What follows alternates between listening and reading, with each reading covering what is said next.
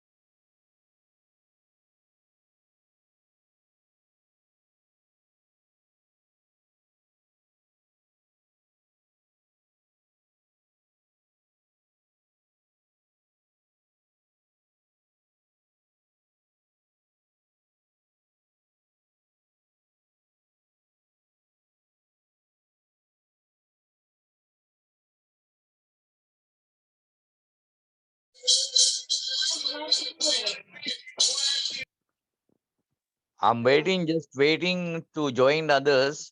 Only two participants are okay now, three.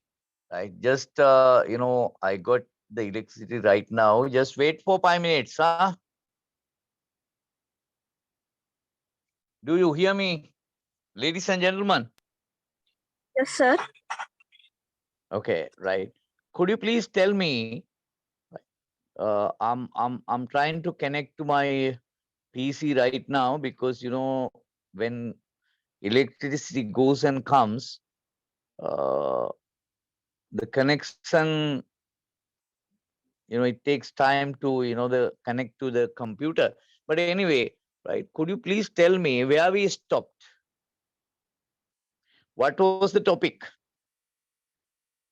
Because the last day, I was sick and I couldn't make my own notes.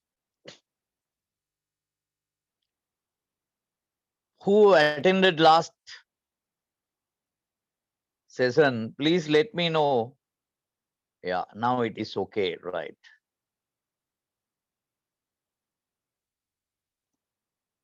Just give me 1 minute.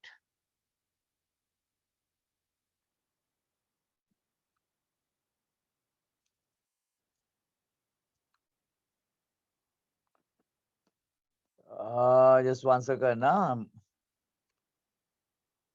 Zoom 876.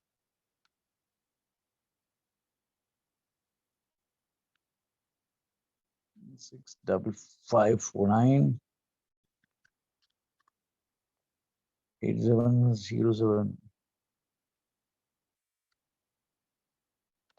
and then the passcode. What is happening? Oh my God.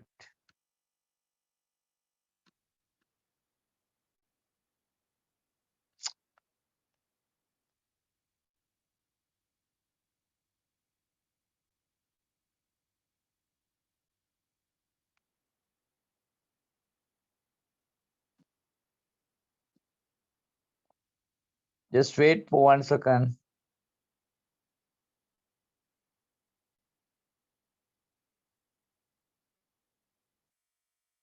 Right.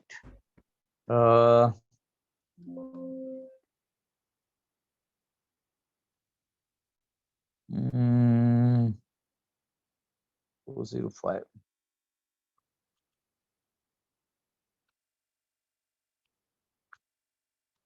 Recording in progress.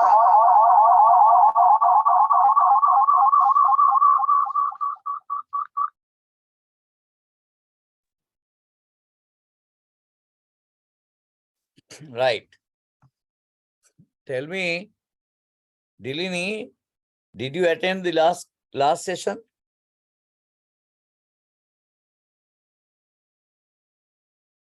Hello. Havisha.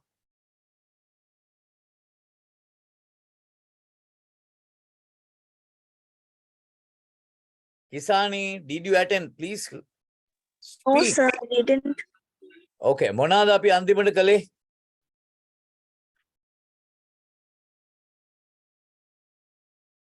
You refer to your note.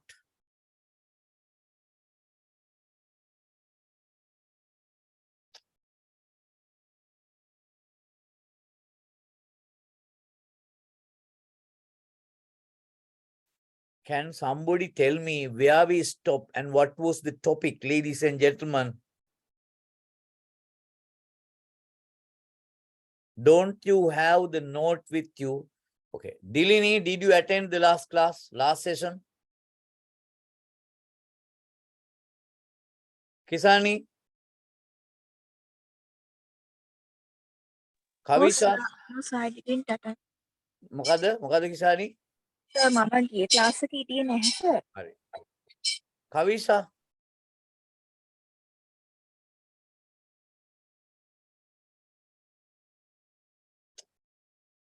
Dilini?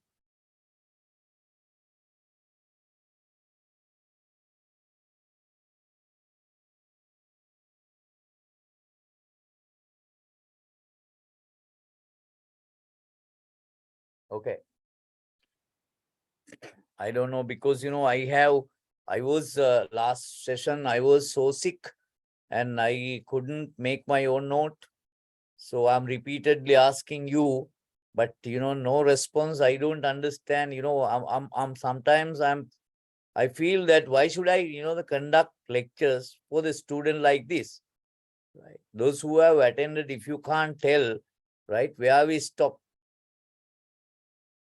Right. What is the okay? I'm going to discuss the new topic. There is no presentation in this regard. You have to take your own note. Budgetary Relief Allowance of Workers Act. Topic is Budgetary Relief Allowance of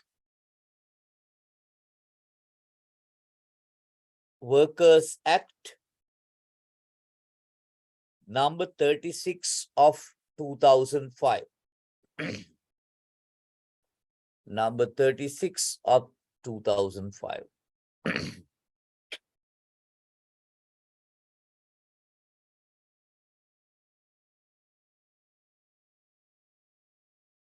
Okay.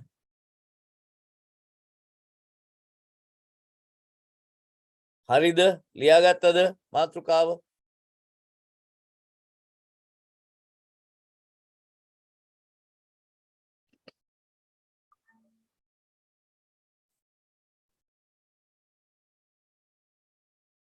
එන්න.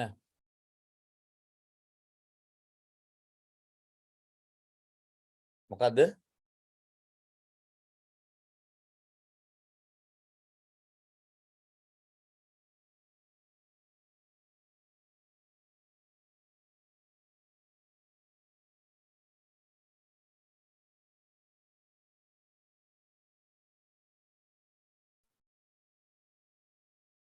The topic is Budgetary Relief Allowance of Workers Act number 36 of 2005.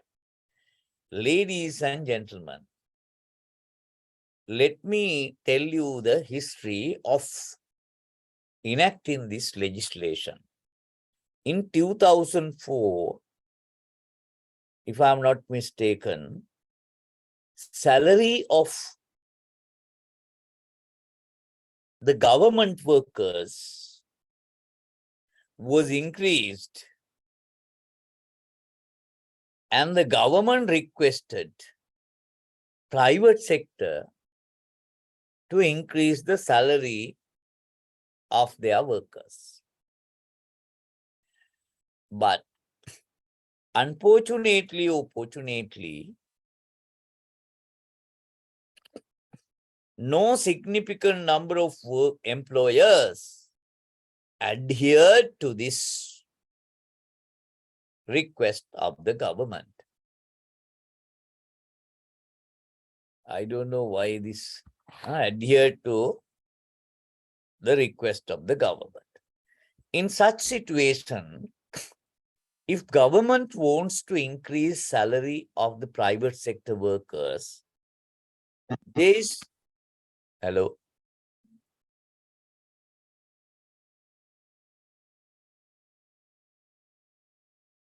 if government wants to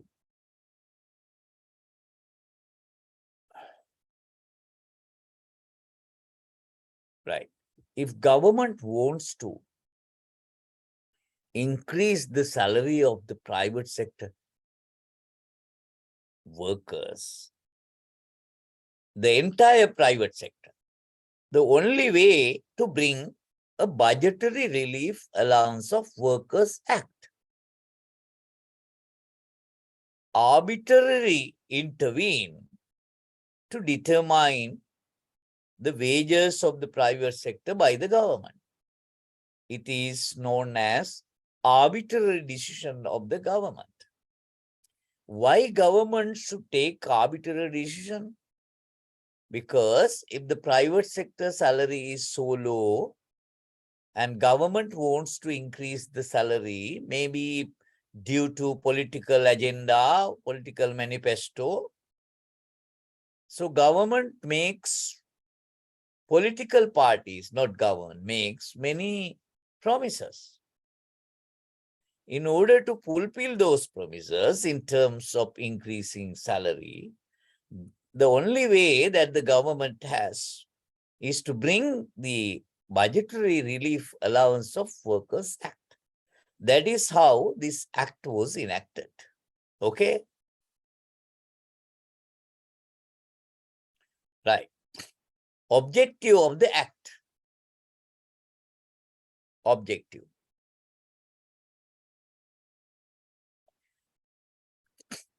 Right.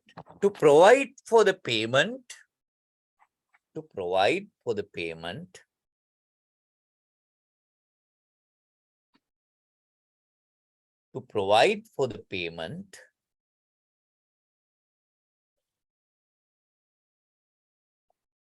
of a budgetary relief allowance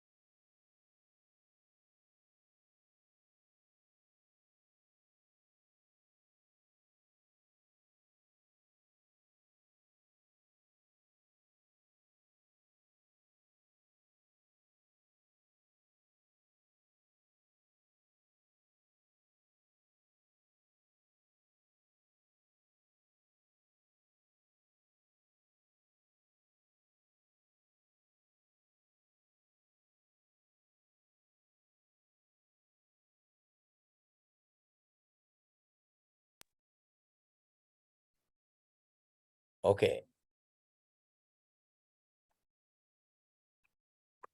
It is to provide for the payment of a budgetary relief allowance by employers to workers of the private sector.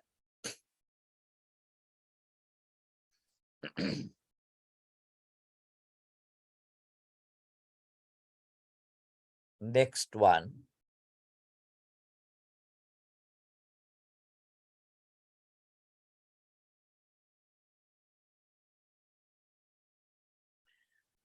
Date of operation of the Act. Date of operation of the Act.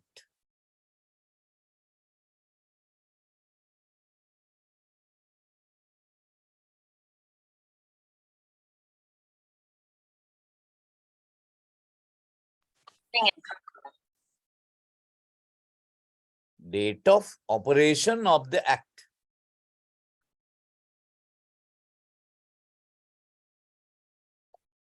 Kisani, did you attend the last session? No, sir. මොනවද අපි අන්තිම session එකේ කිව්වේ කියන්න මට? Last session. කලින් class එකේ හිටියේ නැහැ, sir. හිටියේ නැත්තම් ඉතින් ඌ කිව්වේ. හරි.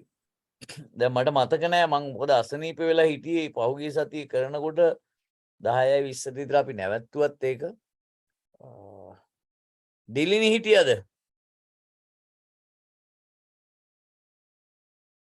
මම ඒක නෝට් කරන්නේ නැහැ. මේ කීවෙනි සෙෂන් එකද අද යන්නේ අපි? ආයෙ, sir. ඇයි? 10, sir. 10th.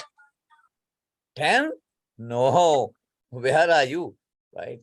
This is English medium 11 and 12. Right. The higher පිස්සුද ඔයාලා? This is at least 22 or 22nd or 23rd. You have not attended for many classes, huh?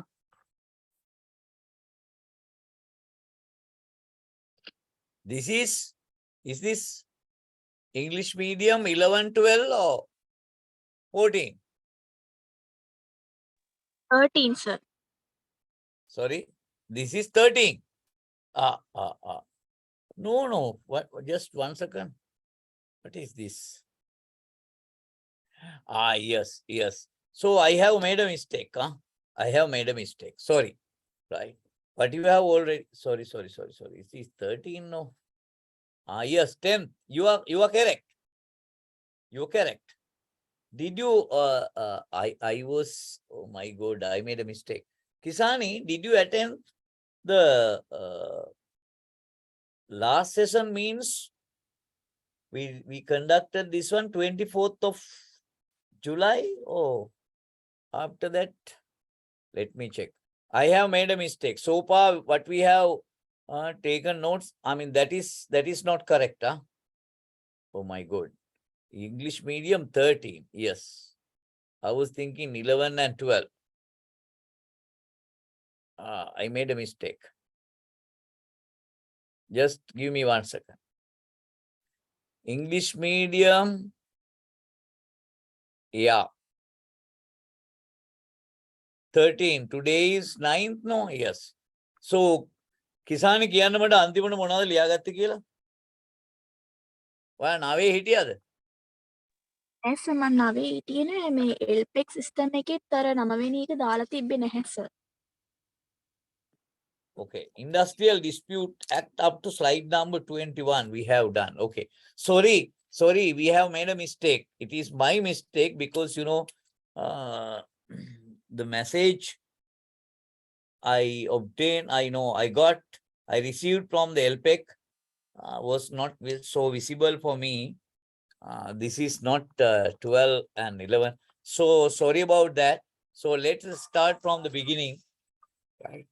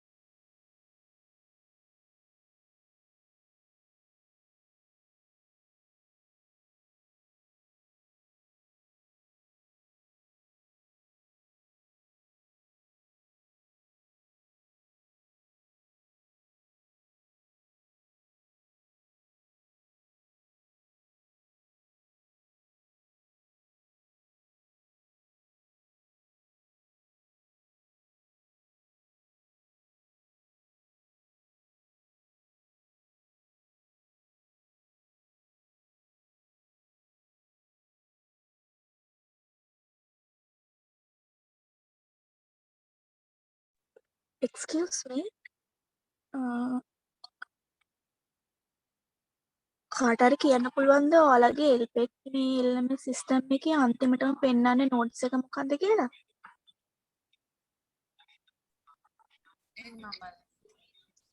Hello?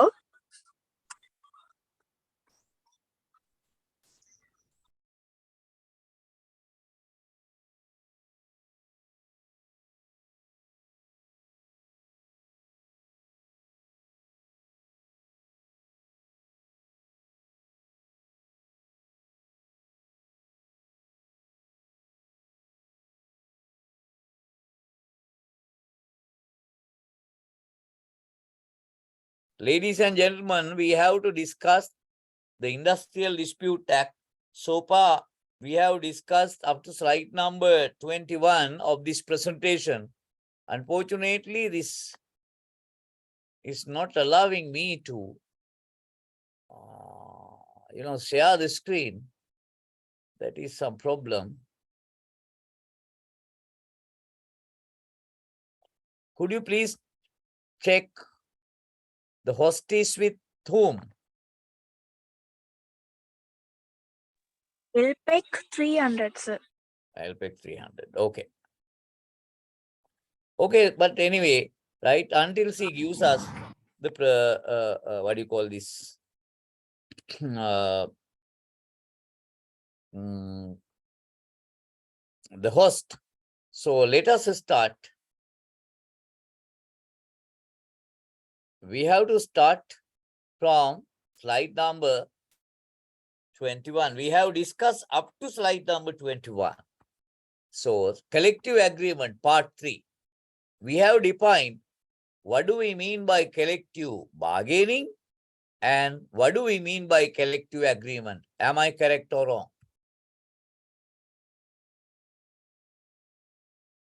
Tell me. We have discussed this one, enforcement mechanism of the Department of Labor, and then collective agreements and collective bargaining. I have given you the note. Is there no one who has attended the previous session? Kavisa has not attended. Dilini?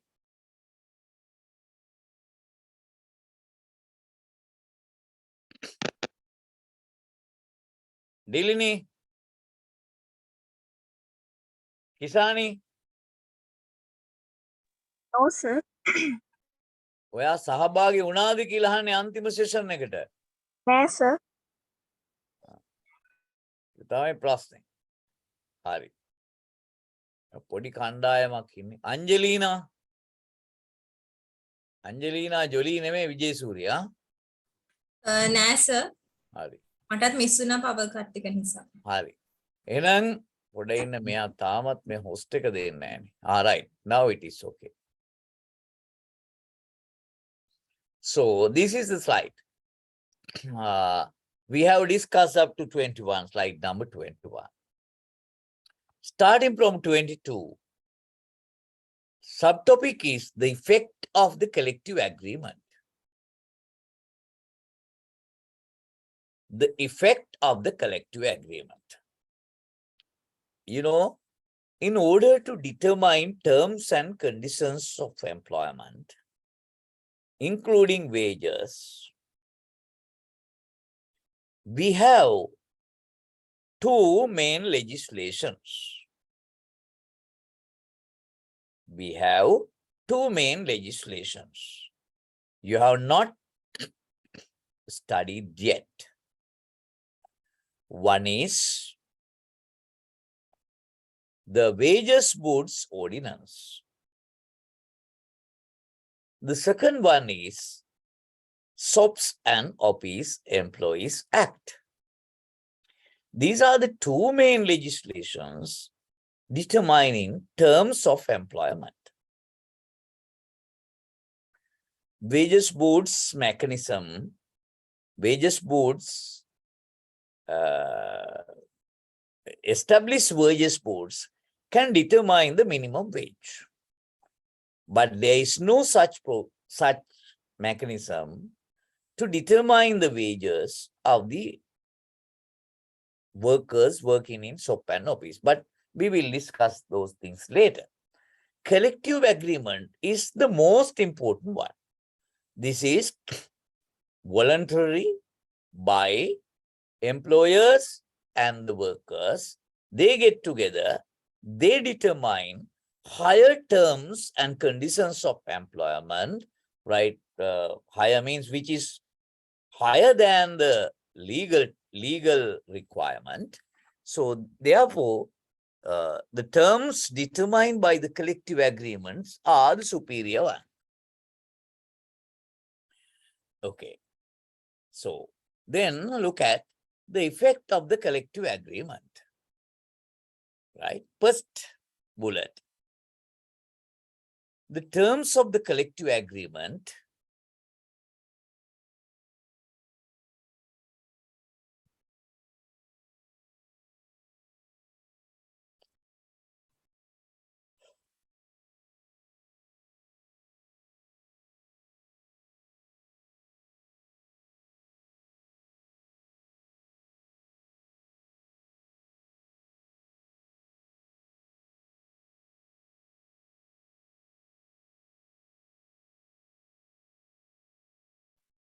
right. First bullet, the terms of the collective agreement shall be implied terms. Vyanga. Niyama. Implied terms.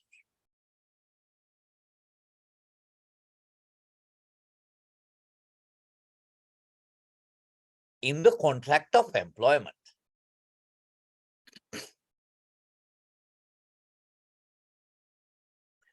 Ladies and gentlemen, do you know that? You know that collective agreement is the relation, it is a document or kind of a method that shows the relationship between worker and the employer.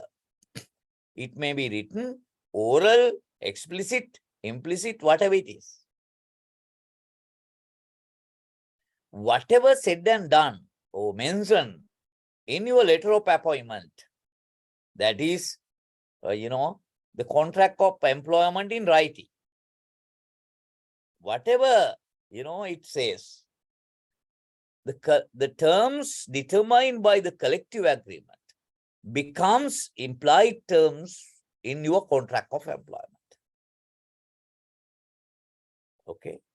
And also you know that whatever your appointment letter says, it cannot violate the labor law because labor law becomes more important than your contract of employment. Right. Next para. ලියා ගන්නව නේද?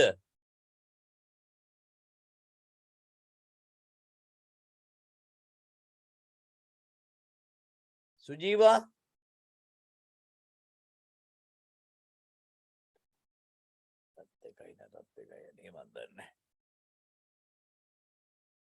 Right. Next para. Where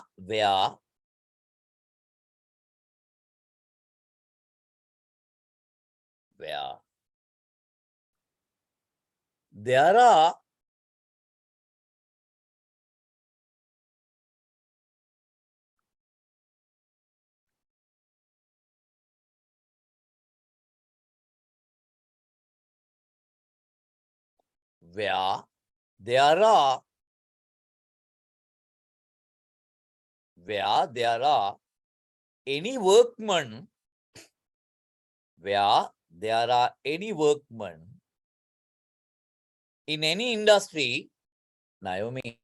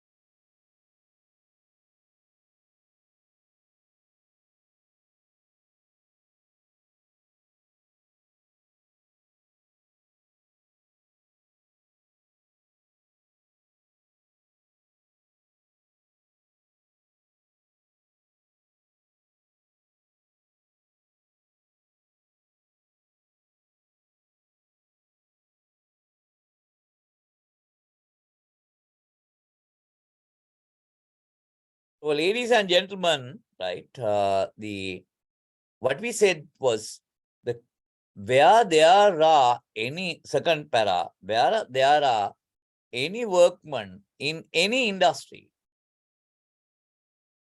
where there are any workmen in any industry,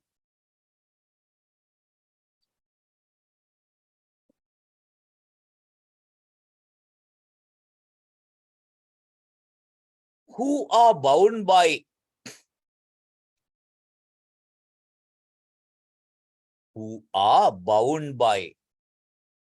a collective agreement, comma,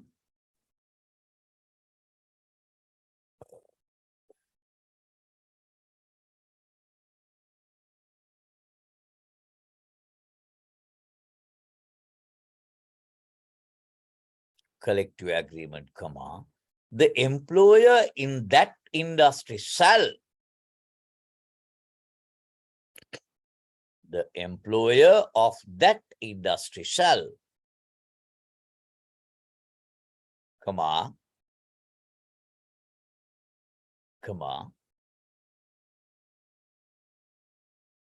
unless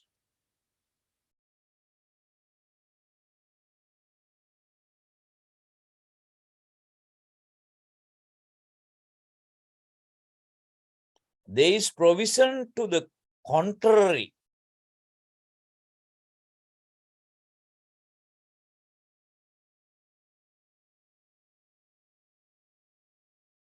there is provision to the contrary, in that contrary, එරෙහිව, විරුද්ධව, එකට පටහැනිව, in that agreement, comma,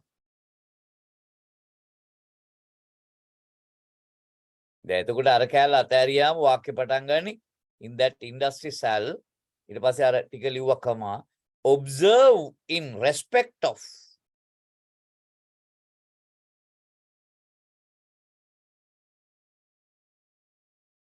observe in respect of all other workmen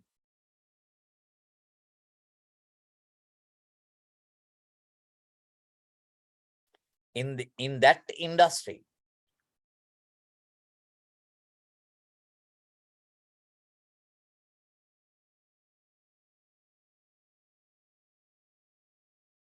in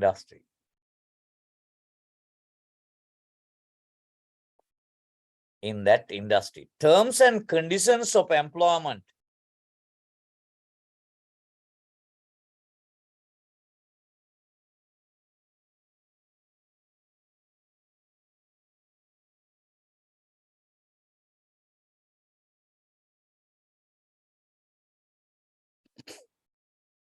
which are not less favorable,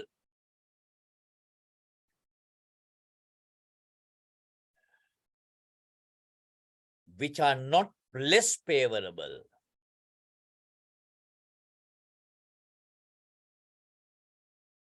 which are not less favorable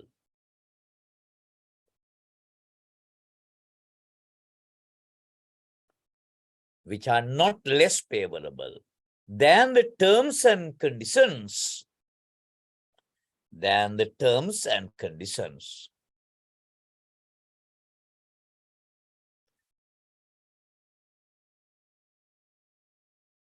set out in that agreement, set out in that agreement. ඒ කියන්නේ මතක තියාගන්න මේ කියන්නේ මොකවත් නෙමෙයි, collective agreement එකක් තියෙනවා නම් ඒ collective agreement එකේ තියෙන conditions, right, ඒවා ඒ කියන්නේ collective agreement එකක් නැති තැනක තියෙන terms and conditions වලට වඩා less favorable, ඒ කියන්නේ අඩුවෙන් තියෙන්න බෑ, ඊට වඩා වැඩි වරප්‍රසාද වෙන්න ඕන. collective agreement එකක් කියන්නේ හොඳ එකක්, right, ඊට වඩා හොඳ දෙයක්.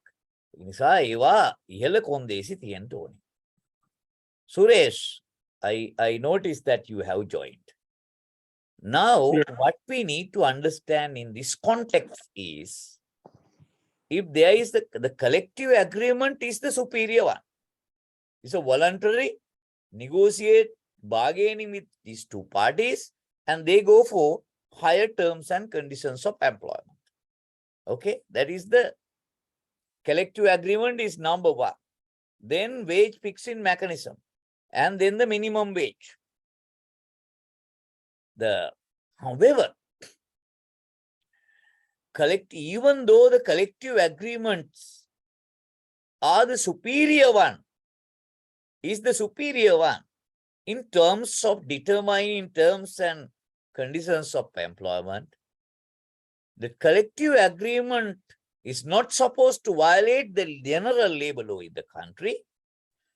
General labor law in the country. Okay. So through collective agreement, there may be an agreement between parties, employers and the workers or trade union with regard to retirement age. But that is not valid if it violates the law in the country. According to law, now the retirement age for the private sector is 60 years.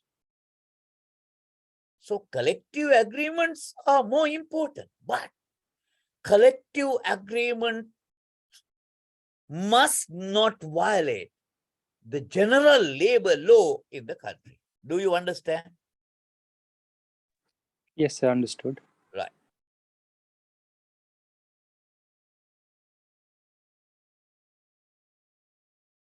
So we need to promote always collective agreement.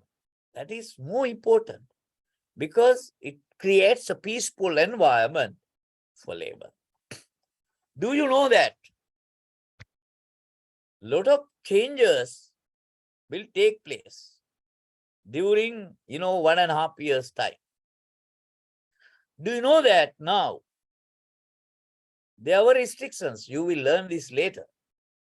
There were restrictions for night work for female in SOP and OPs employees, according to SOP and OPs Employees Act. We, as the nation, creates lot of employment opportunities in IT-related KPO, BPO industry, catering to the rest of the world, working here at night. But that is the violation of law. According to SOP and OPs Employees Act, no female is allowed except certain categories. No female is allowed to work, allowed to employ after 8 p.m. However, it is happening in the country. So therefore, the Labor Department and the Labor Ministry, now the ministry is not Labor and Foreign Employment Ministry, has legalized it. The cabinet has approved it. Now, there is no restriction for females to work in IT enabling industries. Do you get it, or are you getting it or not? So, what about the female workers working in media section? Yeah, that is media. It is like this, right? Media is, if she is, very good question you raised. If she is a voluntary, how can I say?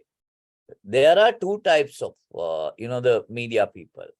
Working for a company, working for a, organization, or freelance. If she is freelance, there is no law. Because freelance means there is no employer-employee relationship. Okay. Now, but there are in Rupavahini, ITN, people are working at night, females, but it is not reported. It is not reported. However, I'm telling you, it can go up to 10 p.m., but no after 10 p.m. No female can be employed after 10 p.m. except females working in airline offices at the airport, females working in residential hotels as receptionist, females working in IT related KPO, BPO industry according to new amendments. So even the media people, media organization, if they employ a female worker after 10, there is a question, there is a problem. Padri Suresh. Yes, I got it. Thank Right. you. Right. The country next para. Next para. Every employer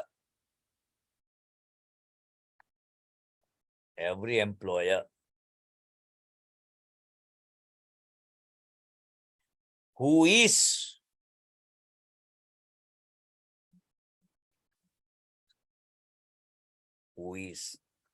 bound by a collective agreement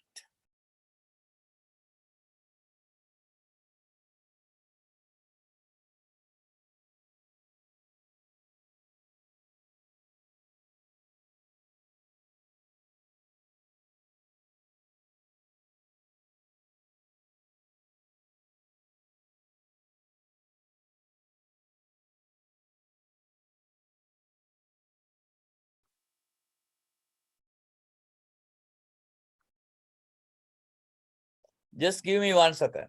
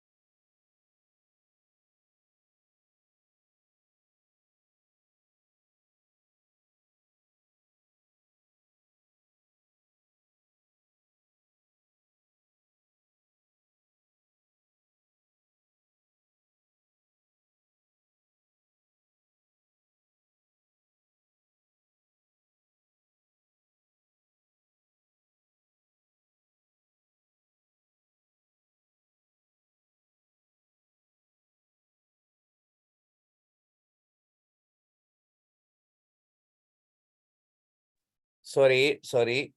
Next para. Every employer who is bound by a collective agreement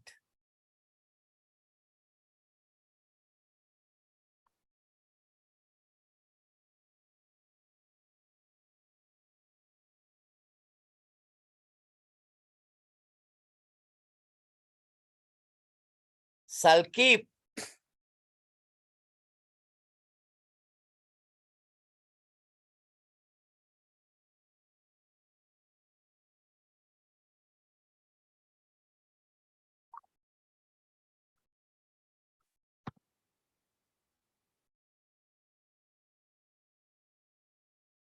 Shall keep. Right. ඔයාලට පේනව නේද මේ ඔබට පේනවද මේ note එක කියන්න?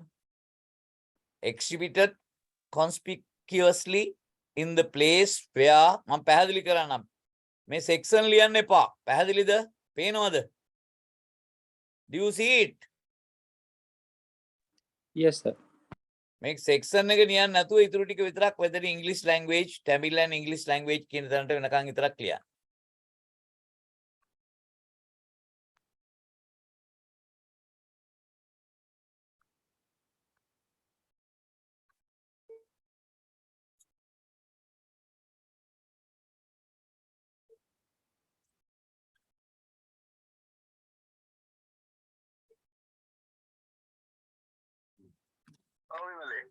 So දැන් මම එයාට ඇත්තටම කතා කරා ඔයා මොකද්ද මේ මම කියන්නේ බොහොම පොලයිට් විදිහට කිව්වා මෙහෙම වැඩක් කරනවා නම් ඊට පස්සේ අධ්‍යාපන මගේ හරහා යවන්න අධ්‍යාපන ලේකම්ට මම ඒක එයාට කතා කරලා යවලා සර්ට කතා කරලා මම ඒක arrange කරලා දෙන්නම් කියලා. ඉතින් එයා කියනවා මේක සර්ට කියලාලු තියෙන්නේ කලින් ඉඳලම දන්නවලු සර් ප්‍රයිවට්ලි පෞද්ගලිකව හොඳටම හිතවත්ලු මං කෝ හිතවත්කම් වැඩක් නැහැ ඔෆිෂියල් වැඩවලදී. හරිද? ඒවා අදාළ නැහැ. ඔයාට හිතවත්කම් තියෙන්න පුළුවන්. නමුත් මේකේ ප්‍රොසීඩි එකක් තියෙන්න එපාය. රයිට්? ක්‍රමවේදයක් තියෙන්න එපායි. ඒ නිසා ඊට පස්සේ ඔයා මොනවා හරි කරනවා නම් මගේ හරහා මට ලියුමක් එවන්න මෙන්න මේකට අවස්ථාව හදලා දෙන්න මම සෙක්‍රටරියට ලියන්නම් අධ්‍යාපන සෙක්‍රටරියට ලියන්නම් සර්ට මම කතා කරලා ප්‍රයිවට් කියලා මේක අරන් දෙන්නම්. එහෙම නැතුව ඊට පස්සේ ඔය වැඩ කරන්න එපා. නෑ පෞද්ගලික හිතවත්කම් වෙනයි මේ ඒවට ඉඩ දෙන්න එපා. ඒවට නැත්තම් ඒක ගැරන්ටි එකක් නෙමෙයි. අනිත් එක සර්ුයි මායි දන්නවයි කියලා අපිට මේ රාජ්‍ය ඔෆිෂියල් මට්ටමට ආවහම ඒක වෙනම කාරණයක්. නැත්තම් හැමතිවරුත් ඉන්නවනේ.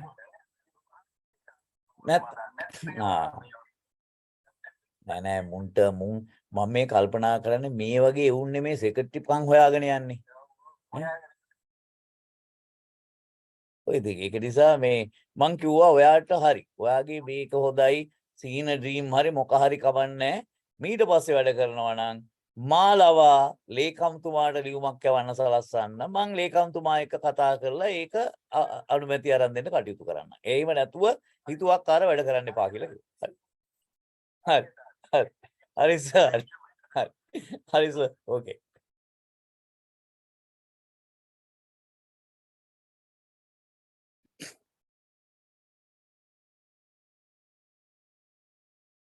Sorry, there was an okay.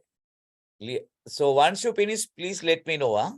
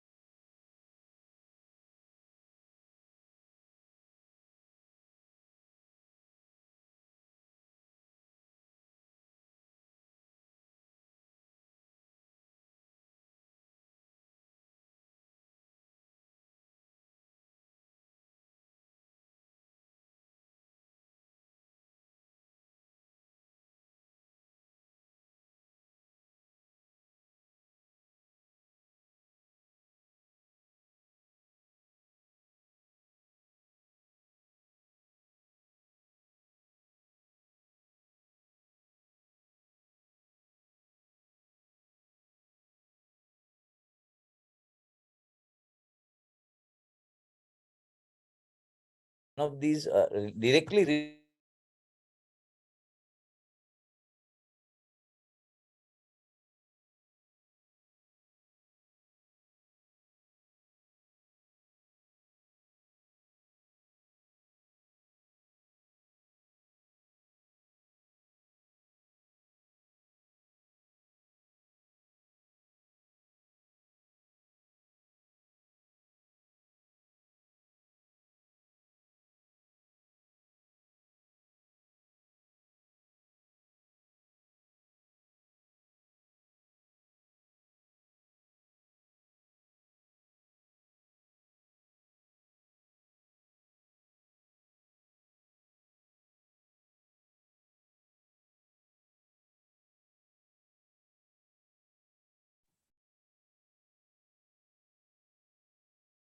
Hari. Ivarada, have you done?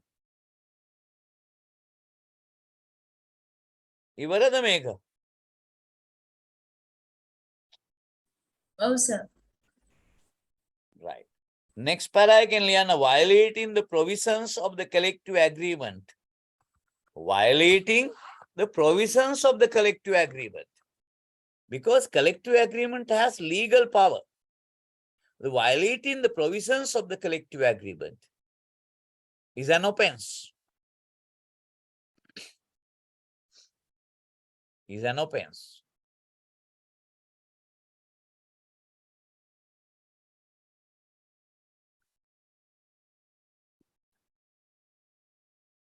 Next one. Next subtopic. Next subtopic. A subtopic එක ලියන්න මෙන්න මේ විදියට. The subtopic, please take your note. Settlement of industrial dispute by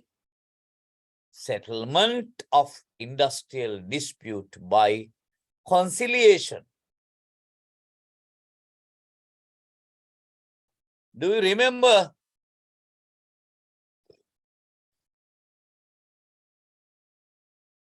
The settlement of industrial disputes. Look at this one. Mechanisms for settlement of IDA, Industrial Dispute Act. Commissioner, Section 2 and Section 3. Agreement, we discussed the collective agreement.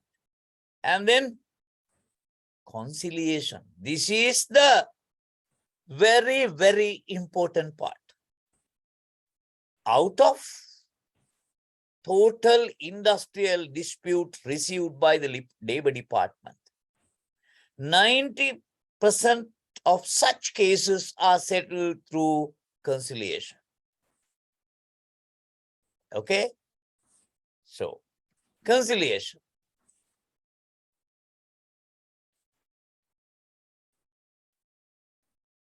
First bullet. Settlement of industrial dispute by conciliation. කොහොමද සමතකරණයෙන් කාර්මික ආරවුල් නිරවුල් කිරීම. සමතකරණය මගින් කාර්මික ආරවුල් නිරවුල් කිරීම.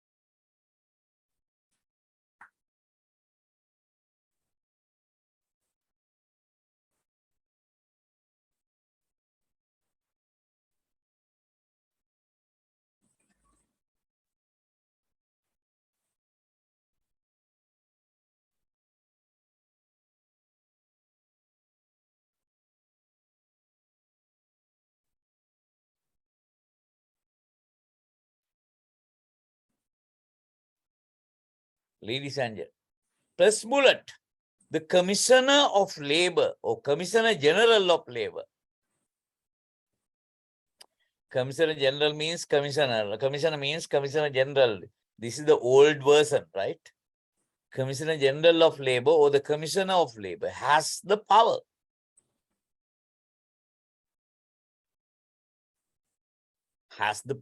to settle industrial dispute.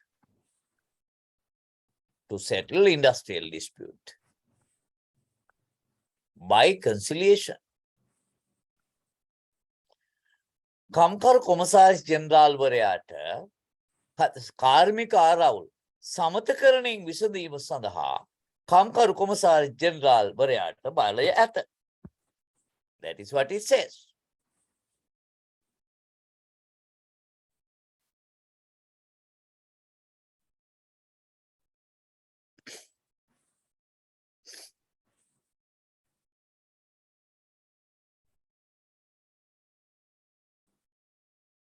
ඔබ දන්නවද මං සිංහලෙන් කියන්න. අංජලීනා මේකට සවන් දීගෙන නේද ඉන්නේ? ඔව් සර්. සුරේෂ් විජයවර්ධන ඉන්නවා සර්. දිලිනි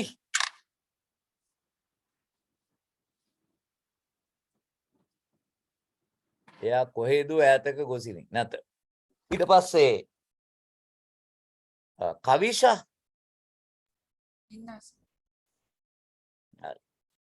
දැන් මේ ගොඩක් මේ ලිබලූස් සිම්ප්ලිෆයි වෙනවා ඉස්සරහට. terms and conditions of employment වගේ දේවල් ඒවා ඔය පඩත් ගණනාවක් එකතු කරලා ආපහු මේවා ගැන රීවිසිට් කරනවා. මේ විදිහට මේම යන්න බෑ. දැන් ඔයාලා පෝචුනේට් මේ තියෙන දේවල් ඔයාලා දැන් ඉගෙන ගත්තට ඊළඟට තව අවුරුදු දෙකකින් විතර මේවා ඉගෙන ගන්න අය මේ දේවල් නොවෙන්න පුළුවන් ඉගෙන ගන්න. සහ even me මමත් මම මේ උගන්වන අවසාන කණ්ඩායම. මොකද මම මේ දේශන බාරගත්තේ කාලෙකට කලින්. ඒව මං ඉවර කරන්න ඕනි. ඒ නිසා මාවත් ඔබට ඔබගෙන් පස්සේ ඊළඟ දේශනවල දකින්න හම්බෙන්නේ නැහැ. ඔයගොල්ලෝ කොහොමද දකින්නේ නැන්නේ මේක වුණාම. There may be lot of changes. Right. Lot of changes. ඒ නිසා මේ දැනට ප්‍රයිවට් සෙක්ටර් එකේ ඉන්න අය ඉන්නවා නම් මේවා ගැන සවිඥානික වෙන්න කියන එකයි මට කියන්න තියෙන්නේ. ප්‍රයිවට් සෙක්ටර් එකේ ඉන්න අය. නැති අය එච්චර මේවා ගණන් ගන්න ඕනේ නැහැ. Right. Now second bullet.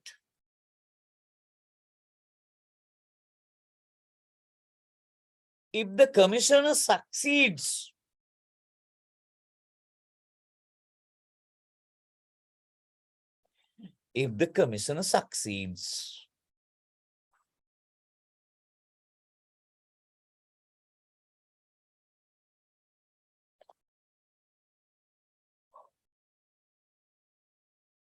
in settling the industrial dispute,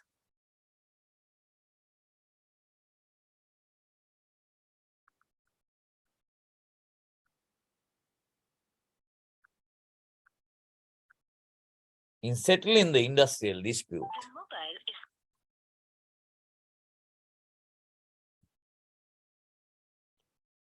in settling the industrial dispute, comma, he stroke C. ගෑණියෙක් වෙන්නත් පුළුවන් පිරිමියෙක් වෙන්නත් පුළුවන් නේ. මගේ මතකයේ හැටියට ඉතිහාසයේටම 1923 ඉඳලා මගේ මතකයේ නෙමෙයි මම නිවැරදි. 1923 ඉඳලා මේ වෙනකන් ඕකේ කාම්කරු කොමසාරිස් ජෙනරාල් වෙලා ඉඳලා තියෙන්නේ කාන්තාව දෙන්නෙක් විතරයි. 1923 එංගලන්තේ ඩේවිඩ් ඉතුරු කෑල්ල මට මතක් වෙන්නේ නැහැ. එයාගෙන් පටන් ගත්තාම මම දක්වාත් ඊට පස්සේ මගේ පස්සේ දැන් ඉන්න අලුත් කොමසාරිස් ජෙනරාල් දක්වාත් හිටපු කම්කරු කොමසාරි ජෙනරාල්වරු අතරින් 30 ගාණක් ඉන්නවා. හරි? දෙන්නයි ඉන්නේ කාන්තාව. එක්කෙනෙක් මිසිස් පර්ල් වීරසිංහ මට ගොඩක් කලින්. ගොඩක් නෙමෙයි. කීපයකට කලින්. ඊට පස්සේ මට කලින් හිටපු ඉන්න මගේ ප්‍රෙඩිසිෂර් සක්සසර් නෙවෙයි ප්‍රෙඩිසිෂර් පූර්වගාමියා මිසිස් චාන්දනී අමරතුංග. එයා ගියාට පස්සේ 60 උඩා 60 වෙලා රිටයර් වුණාට පස්සේ තමයි මං එතෙන්ට ගියේ. ඉතින් ඔය දෙන්න හැරුණාම 1923 ඉඳලා දැන් ලබන අවුරුද්දේ කම්කරු දෙපාර්තමේන්තුව ඔවුන්ගේ ගෝල්ඩන් ජුබිලි එක අවුරුදු 100 සමරනවා.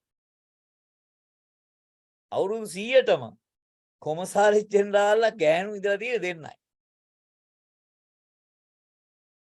කාන්තාව ඉඳලා තියෙන දෙන්නයි. Okay, right. Second bullet. If the commissioner succeeds in settling the industrial dispute, he stroke C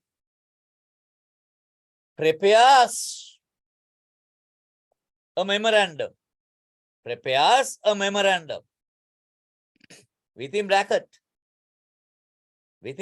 full stop, and don't put the full stop within bracket. 12.1 $12.1 $12.1 කියන එක. Prepares within bracket 12.1 agreement according to the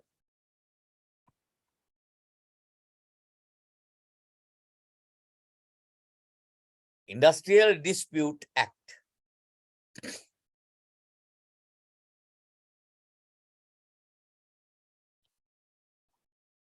Right. Next bullet form.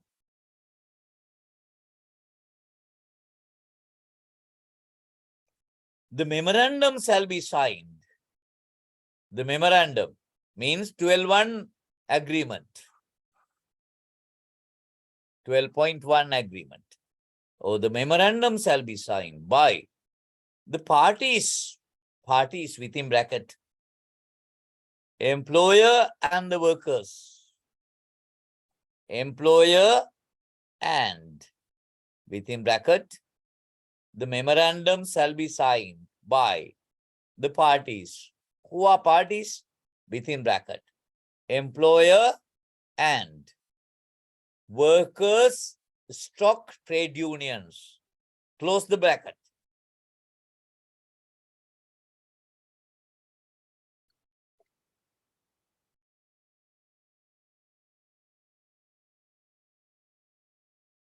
And the commissioner. And the commissioner.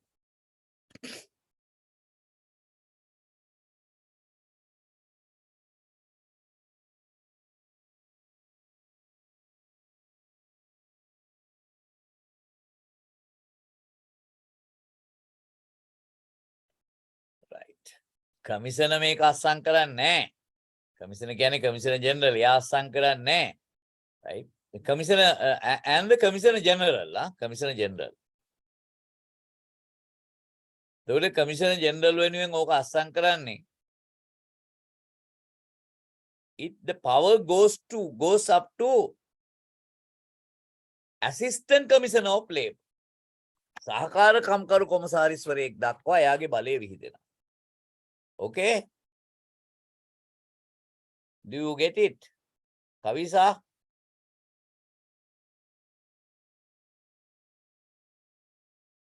Kisani?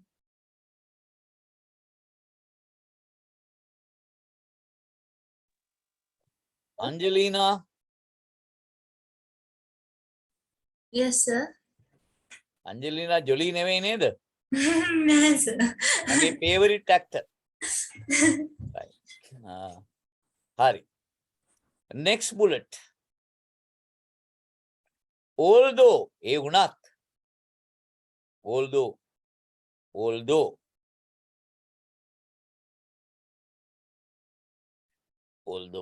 any party may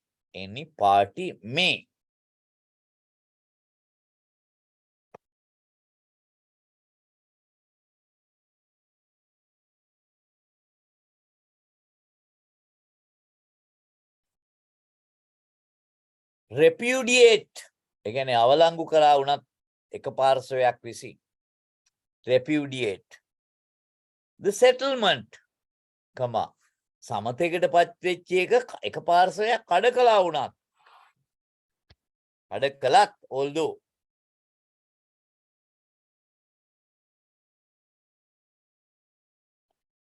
violating violating ඒ කියන්නේ එක violate කරාම non compliance අර අස්සම් කරන agreement එක 12 එකට adhere වුණේ නැත්නම් non compliance comply වුණේ නැත්නම්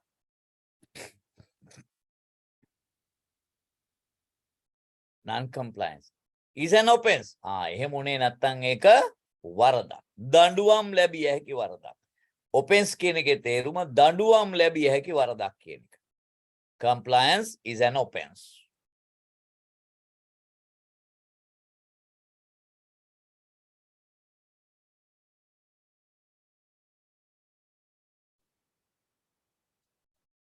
දැන් මට කියන්නකෝ මං සිංහලෙන් අහන්නම්කෝ සුද්ධ සිංහලෙන් අංජලිනා කියන්න කම්කාර්මික ආරවුලක් ඇති වුණාම ඒක විසඳා ගන්න ක්‍රමවේද කීයක් තියෙනවද මූලික වශයෙන් කොටස් කීයක් යටතේ ඔක විසඳන්න පුළුවන්ද මට තාම ලොකු අයිඩියා එකක් නැහැ සර් මං තාම ඒක අහගෙන යනවා ඉවර වෙනකන් ඒ කියන්නේ ඔයා සම්බන්ධ වුනේ නැද්ද මුල් ඒවට නෑ සර් මට පවර් කට් එක නිසා මම මේ 45 මිනිත්ස් විතර ගියාන් පස්සේ තමයි මම ආයෙ රෙකෝඩින් හැබැයි ඊට පස්සේ පවර් කට් ගියාද හරි දා නෑ පව්වදා ඔය ඕක ඩවුන්ලෝඩ් කරගෙන අහලා බැලුවේ නැද්ද ඔය මගේ වීඩියෝ මේක මොනවාද රෙකෝඩර් එක සර් මට දැන් දවස් 3ක් විතර මේවා ටික මිස් වුන නිසා හිමීට ඒ ටික මේ රිකවර් කරන් යන්නේ සර් නෝට් එක දැන් මං ආපහු යන්න මෙන්න මේ ස්ලයිඩ් එක දිහා බලන්න මතක තියාගන්න අපි ඉන්න ඕනේ 26ටනේ ඊට කලින් right හරි දැන් බලන්න මේක දිහා sorry මේක පේනවද ඔයාලට is it visible so mechanism for settlement of industrial dispute Islam first you need to understand what do we mean by disputes there are two types of disputes one is right based disputes the other one is interest based dispute right based dispute means you have right that right has been violated by the employer actually those are not disputes non-payment of gratuity non-payment of EPF non-payment of ETF non-payment of wages non-payment of compensation those are violation of laws those violations of laws are not considered as real industrial disputes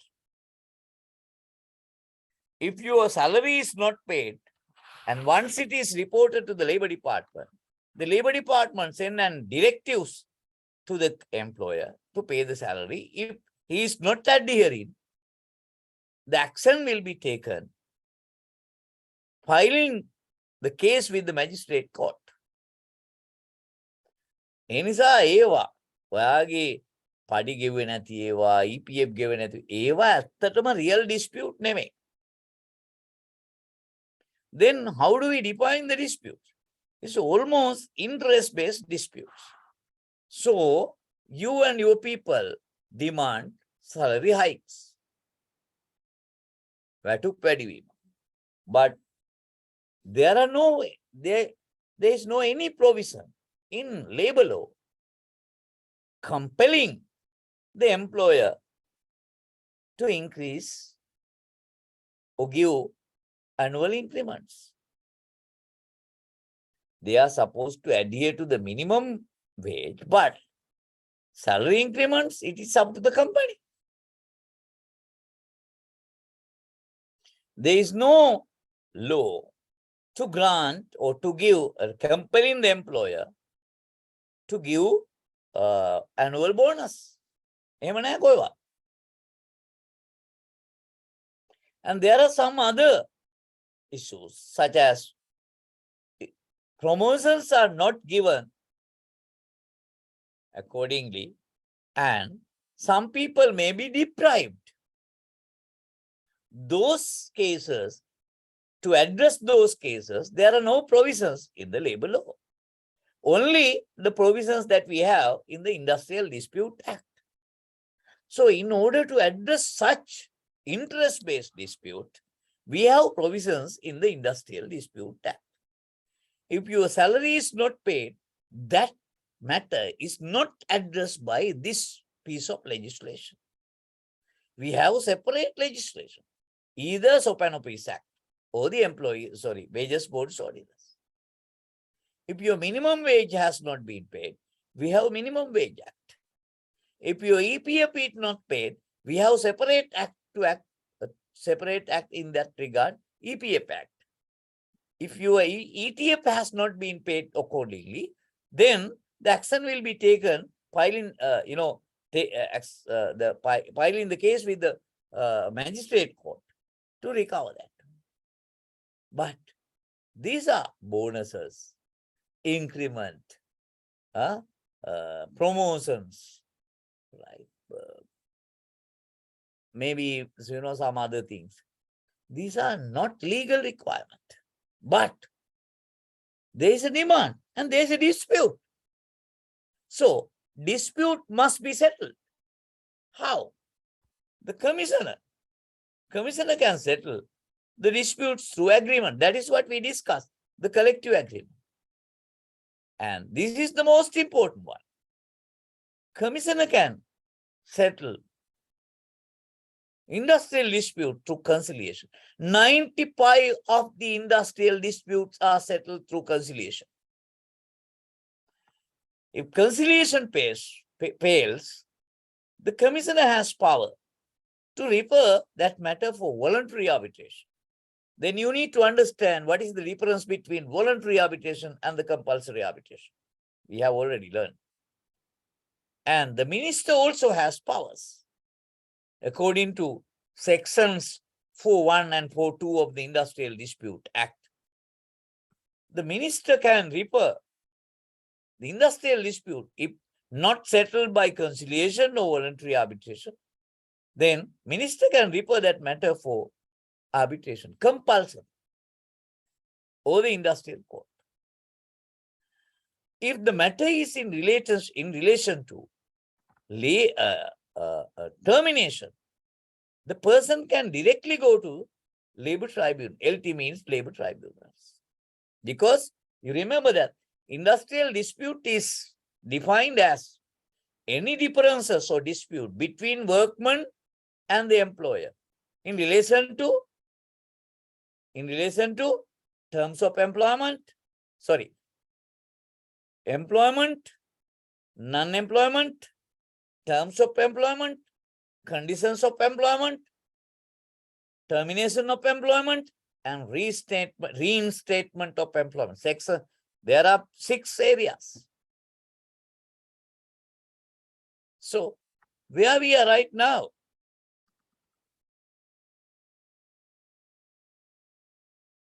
under the commissioner, settlement by conciliation we discuss, and settlement by arbitration. Even previously we discussed, but next one subtopic is settlement by arbitration.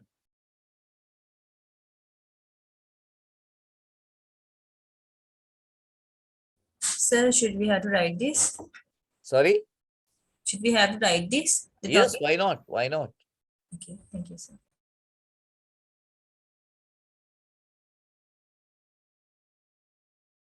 And now 9:20, you have to take your own notes.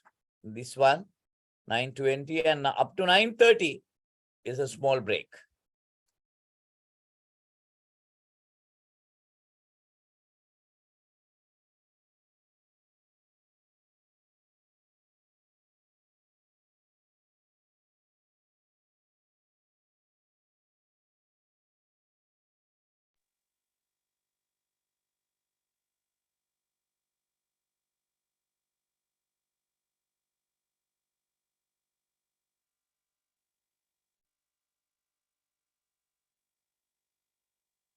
Love මම අර කලින් ඇහුවා මේ ඔයාලගේ LPEC system එකේ මොකක්ද අන්තිමට පෙන්න නෝට්ස් එක කියලා.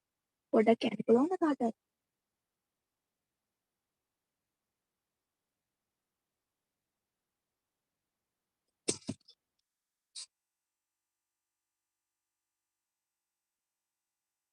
hello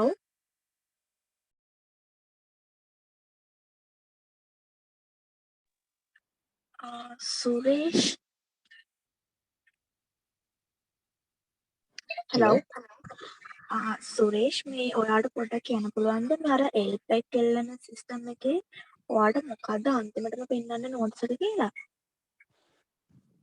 චුට්ටක් ඉන්නවද ඔහම? මං ඉන්නවා. නම මොකක්ද වගේ? කිෂාන්. හරි කිෂන් පොඩක් හරි. ඉන්නවා.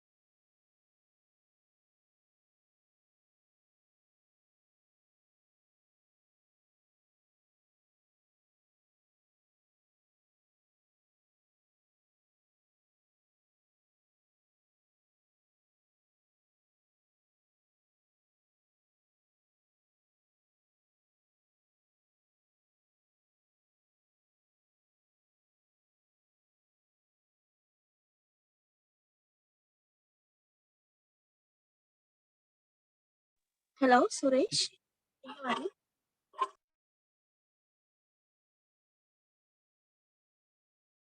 විසානි මම මේ ලොග් වෙලා ඉන්නේ අර බැච් 13 කියන එකෙන් මේ යන්න බෑනේ අපේ ටියුට්ස් තියෙන තැනට. මේ අර ඩිස්ක්‍රිප්ෂන් කියලා තියෙන්නේ එතනින් තමයි බලන්න ඕනේ ඒක තමයි එතන මට යන්න බෑ මම කලින් බැලුවා එහෙනම් බලලා තිනවා. එහෙමද මේ මට නම් පෙන්නන්නේ ඔව් මට තව hello ඒක අර බැච් 13 කියන එකට අපි යන්න ඕනේ. ඔව් ඔව් ගිහිල්ලා ඊට පස්සේ human resource management කියන තැනට මේක ටච් කරපුවම අපිට යන්න පුළුවන්. ඔව් අරකේ තුනක් තියෙනවානේ කැරිකියුලම් ඩිස්ක්‍රිප්ෂන් එහෙම තියෙනවානේ ඒකේ අර මේ මට ඩිස්ක්‍රිප්ෂන් එකට එන්නේ ඒ පේජ් එකට එන්නේ නැහැ මාව. එහෙමද නෑ මට පෙන්නන්නේ selection of human resource කියන එක තමයි මේ කියන්නේ මෙයාලා මං හිතන LPEC එකකින් අර අනිත් notes ටික අප්ලෝඩ් කරලා නැද්ද කොයිද මේ අන්තිමට මොකද්ද පෙන්නන්නේ කිසානේ? selection of human resource කියලා මේ note එක තමයි පෙන්නන්නේ ඊට පස්සේ ඒක තමයි මේ දැන් සති දෙකකට කලින් තිබ්බ එක. මම මේ අපේ අර මේ ක්ලාස් ටීචර් ඉන්නවනේ යාට කොල් කරලා ඇහුවා එයා නම් කිව්වේ මේ නැතිට යාට මැසේජ් එකක් දාන්න එහෙම කියලා මේ නැති ටික බලන්න නම් තනි තනියෙන් මේ ලෙක්චර්ස් වලට ගිහලා බලන්න වෙනවා මේ මොකක්ද සබ්ජෙක්ට් එක කියලා ඒකයි මම මේ එයා කිව්වා කලිනුත් මේ සමහර ළමයින්ට එහෙම පෙන්නන්න නැතුව තිබ්බලු අන් ඒකයි මේ තව එක්කෙනෙක්ගෙන් අහලා බැලුවේ මේ මට විතරයිද පෙන්නන්නේ නැත්තේ එහෙම කියලා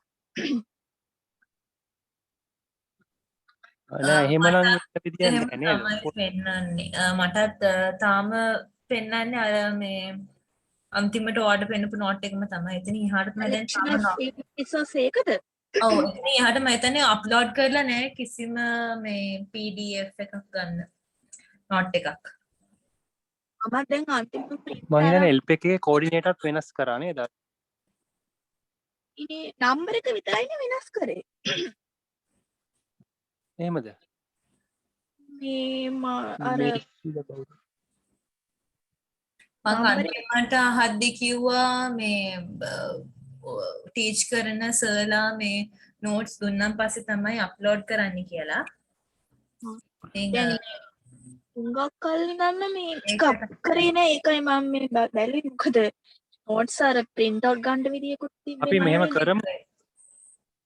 print out ගන්න තියන්නේ නැහැ.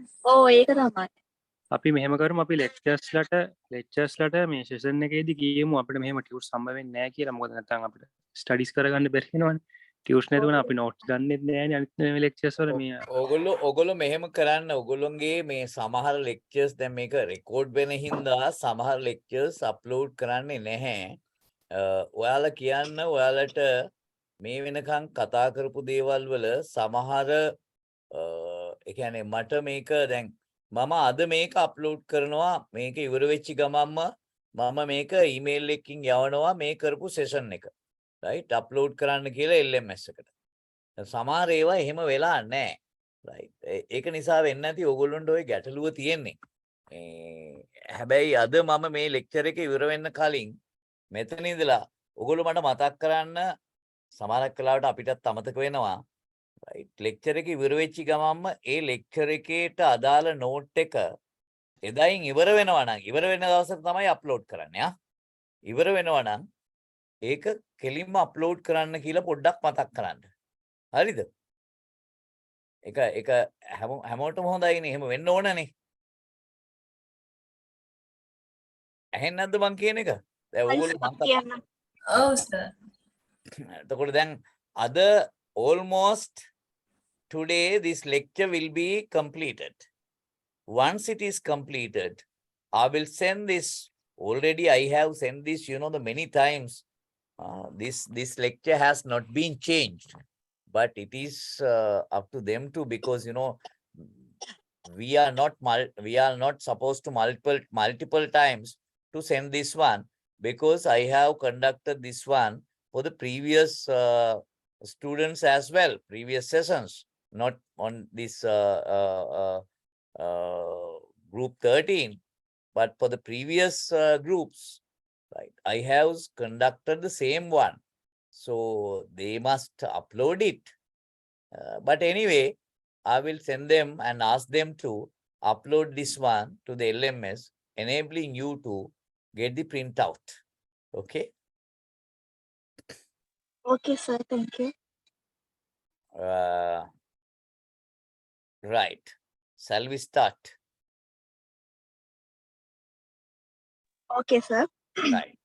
Then the Labor Tribunal, Part 4A. Okay. Go through your lecture notes. Whether we have described voluntary arbitration and compulsory arbitration. Note වලට ගිහිල්ලා බලන්න මේ වෙනකන් මේ note එකේ කලින් හිටපු අය තමයි මේක දන්නේ previous එකේ. මම එහෙම කරලා තියෙනවා. voluntary arbitration කියන්නේ මොකද්ද? compulsory arbitration කියන්නේ මොකද්ද කියලා define කරලා තියෙනවද නැද්ද කියලා? Yes, sir. Yes. voluntary කියන්නේ කමිෂන දාන එකට.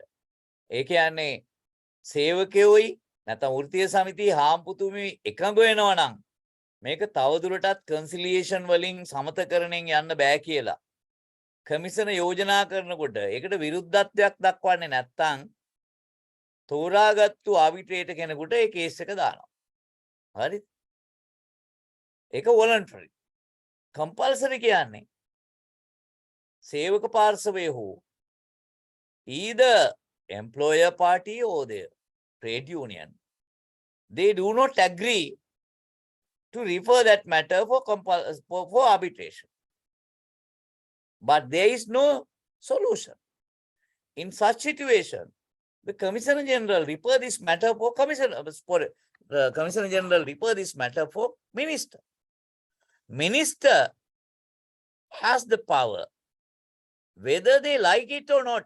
They means employer and the trade union. Whether they like it or not, to refer that matter for arbitration, Minister by post can refer that matter for arbitration. That is compulsory arbitration. Okay? Right. Labor tribunal is something else. If your employment is terminated, you can go to labor tribunal. There are two ways. One is termination of an employee, is covered by the Termination Act. If you have completed 180 days of work within the first 12 months of employment, and if you are working for a company or an organization where at least 15 workers are being employed, then you are covered by the Termination Act.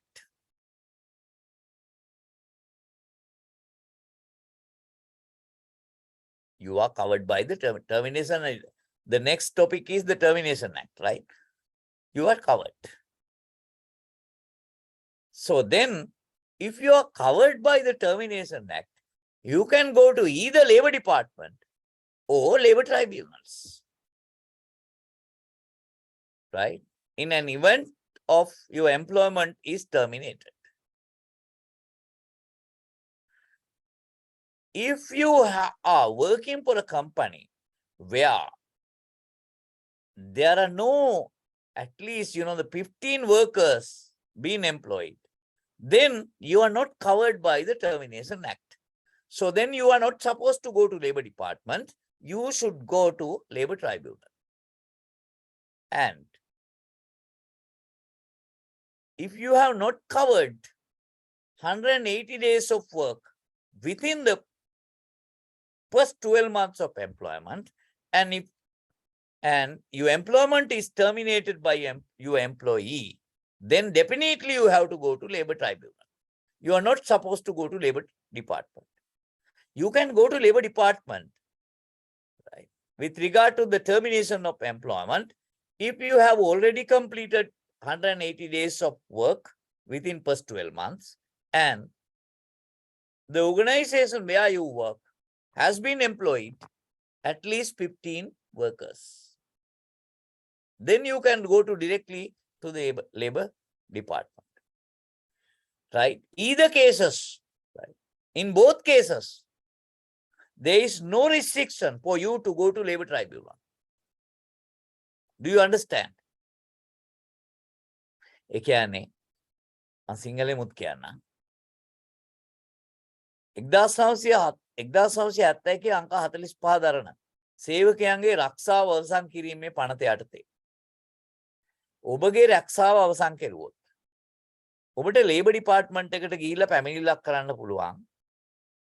ඒකට කොන්දේසි දෙකක් සම්පූර්ණ වෙලා තියෙනවා. ඒ තුනක්. එක ඔබගේ සේවය අවසන් කරලා තියෙන්න ඕන හාම්පුතා විසින් අසාධාරණ විදිහට.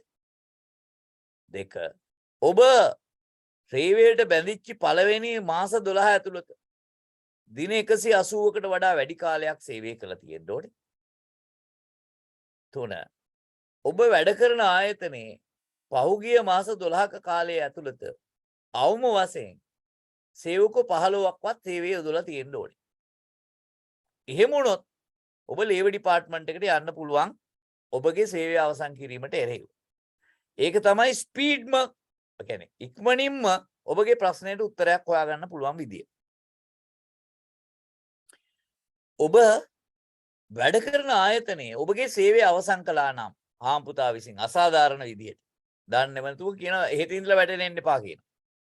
එතකොට ඔබ දින 180ක් සේවය කළ තියෙනවා නම් පළවෙනි මාස සේවයට බැඳිච්ච දවසේ ඉඳලා පළවෙනි මාස 12 ඇතුළත සහ ඔබ වැඩ කරපු ආයතනයේ සේවකයෝ 15ක්වත් තවම වශයෙන් සේවයේ ඉන්නවා නම් 15ට වඩා අඩුයි නම් 15ට වඩා අඩුයි නම් ඔබ අනිවාර්යයෙන්ම යා යුත්තේ කම්කරු විනිශ්චය අධිකාරියට ලේබර් ට්‍රයිබියුනල් එකට. කම්කරු දෙපාර්තමේන්තුවට නෙමෙයි. right කම්කරු දෙපාර්තමේන්තුවේ යන්න පුළුවන් කොහොමද?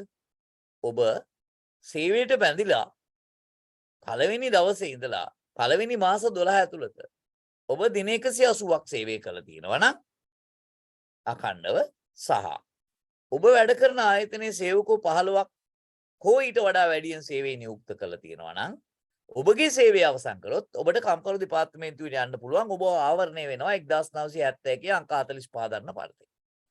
හැබැයි එහෙම වුණත් ඔබට ලේබර් ඩිපාර්ට්මන්ට් එකට යන්න පුළුවන් වුණත් ඔබට ලේබර් ඩිපාර්ට්මන්ට් එකට නොගිහිල්ලා කම්කරු විනිශ්චය අධිකාරියකට යන්න කිසිදු බාධාවක් නැත. Do you understand? මේක තේරෙනවද?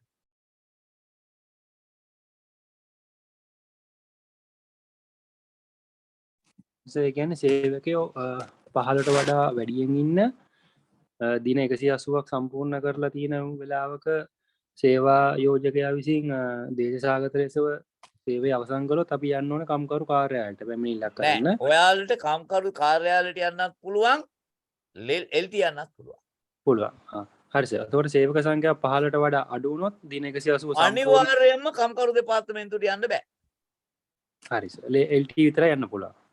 මොකද කම්කරු කොමසාරි ජෙනරාල්ට බලය දීලා තියෙන්නේ 1971 අංක 45 දරන පනතෙන් සේවකයන්ගේ රක්ෂාව අවසන් කිරීමේ පනතෙන් දින 180කට වඩා පළවෙනි මාස 12 ඇතුළත සේවය කරපු සේවකයෙක්ගේ සහ අවම වශයෙන් සේවකෝ 15ක් හෝ ඊට වඩා වැඩියෙන් සේවය යොදවන ආයතනයක සේවකයෙකුගේ සේවය අවසන් කිරීම සම්බන්ධයෙන් ඌ ප්‍රශ්නයක් ආරවුලක් විභාග කිරීම සඳහා පමණයි 1971 අංක 45 දරන පනතෙන් කම්කරු කොමසාරි ජෙනරාල්ට බලය දීලා තියෙන්නේ.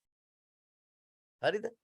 හැබැයි කම්කරු දෙපාර්තමේන්තුවට එවැනි සේවකයෙක් යාම අත්‍යවශ්‍ය නැහැ. එයාට LT එකට යන්නත් පුළුවන්. කිසි ප්‍රශ්නයක් නැහැ. හරිද? LT එකට යන්න කිසිදු සීමාවක් නැහැ. හැබැයි කම්කරු දෙපාර්තමේන්තුව හරහා තමන්ගේ ප්‍රශ්නෙට උත්තරයක් හොයාගන්න සීමාවන් තියෙනවා. මොකක්ද? දින 180ක් සේවයට බැඳිච්ච දවසේ ඉඳලා පළවෙනි මාස 12 ඇතුළත දින 180ක් සේවය කළ නැත්තම් ඔබ කම්කරු දෙපාර්තමේන්තුවට ගියාට වැඩක් නැහැ. හේතුව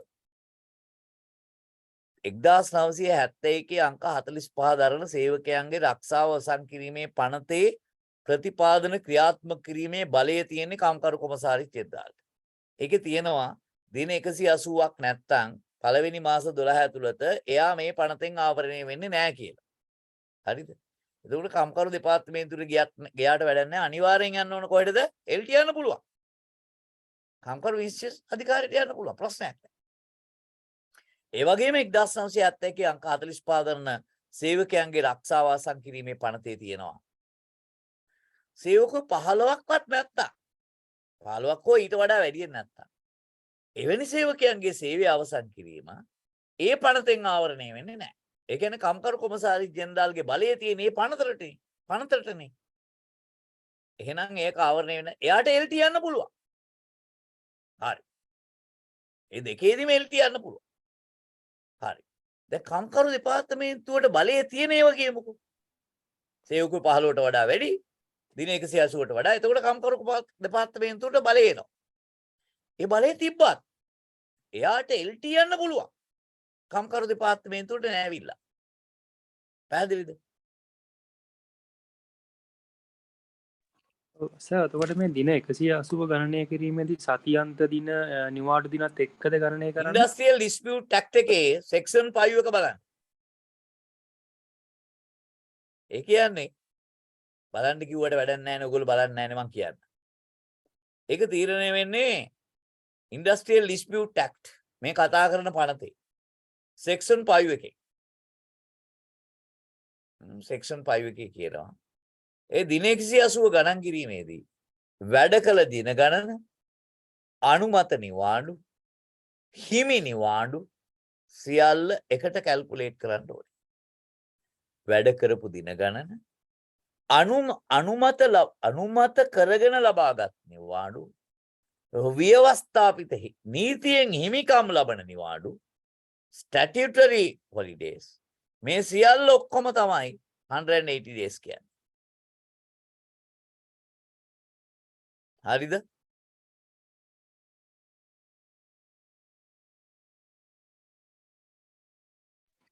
එතකොට මේ දැන් ෆැක්ටරි වර්ක්මන්ලා ගත්තොත් එහෙම ඒගොල්ලෝ සන්ඩේ කියන්නේ අන්පේඩ් හොලිඩේ එකක්නේ. ඉතින් ඒක එන්ටයිටල් හොලිඩේ එකක්. paid නෙවෙයිනේ මෙතන කියන්නේ. Whether he is entitled or not.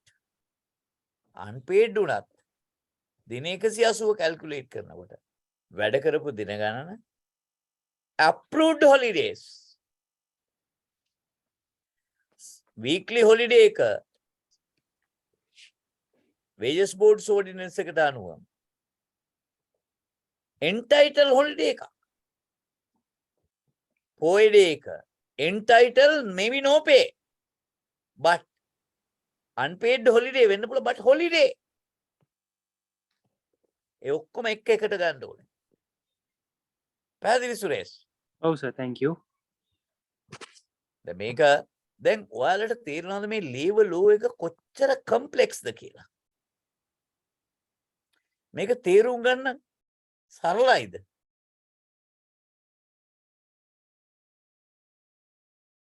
මේක තේරුම් ගන්න පුළුවන් සරල ලෝ එකක්ද අපේ රටේ තියෙන්නේ?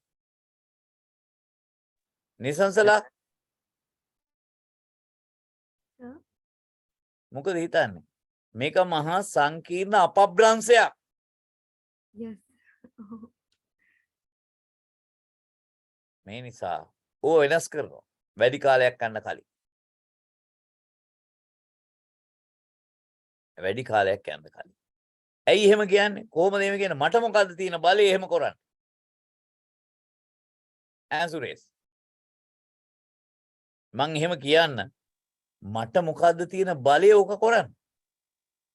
මං හිතන්නේ සර් වගේ තව ඉන්න කියන්නේ මේ ගැන එක්ස්පීරියන්ස් තියෙන අයගේ කියන්නේ අදහස් එහෙම අරගෙන මේ නීතිය වෙනස් කරන්න එහෙම කමිටිපත් කරලා එහෙම කරන්න පුළුවන් සර්. ඉතින් එහෙම කරනවා.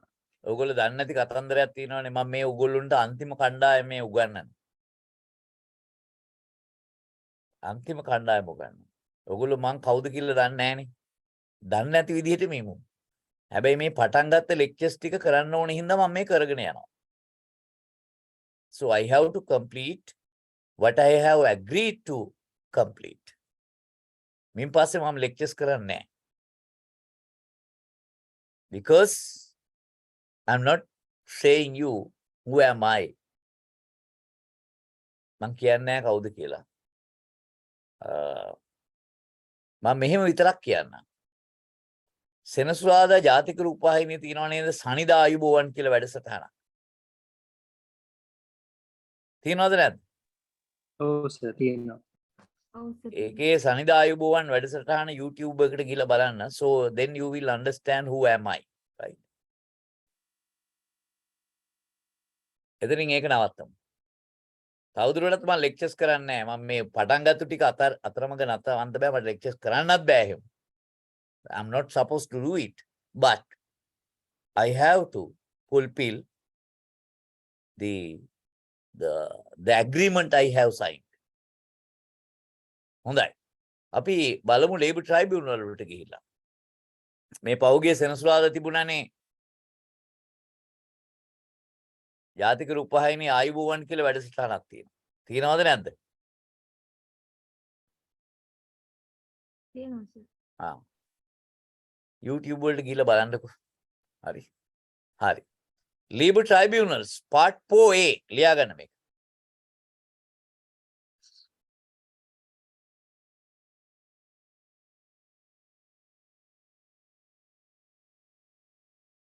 Labor Tribunal, Part 4A of the Industrial Dispute Act.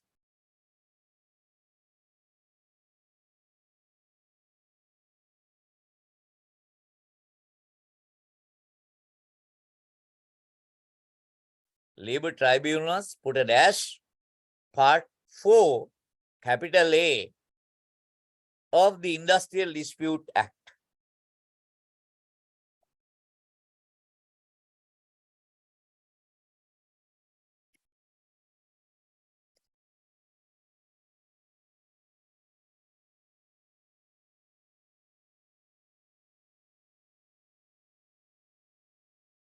Just give me 1 second.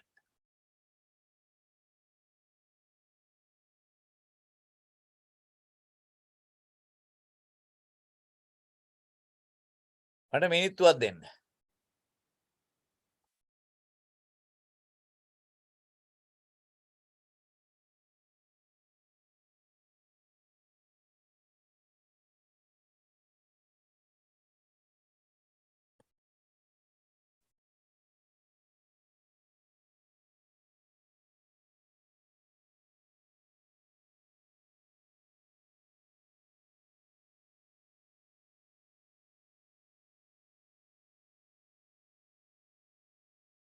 His qualities and his genuine feelings. I was trying to be brave. But why?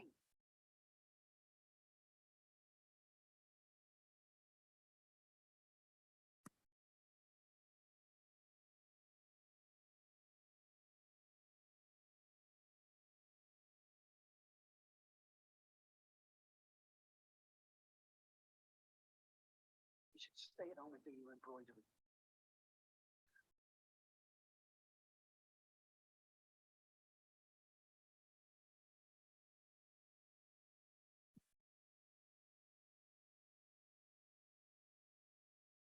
අද දිනේ කවද්ද 9 නේද?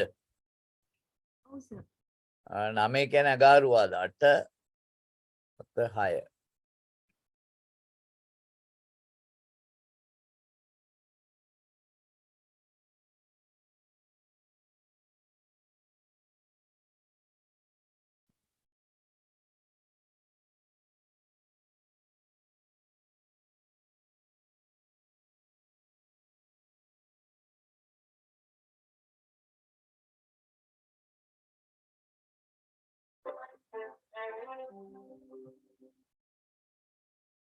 ආයිබෝවන් සුබ දැසනක් ඔබට විවේකී ශනිදාවේ විදර්ශනා අපේ ඔබ මුණ ගැහෙනවා සාමාන්‍යයෙන් යහිබර කාලගුණයක් තියෙන ලංකාවේ ඔබට මාව ඇහෙනවද?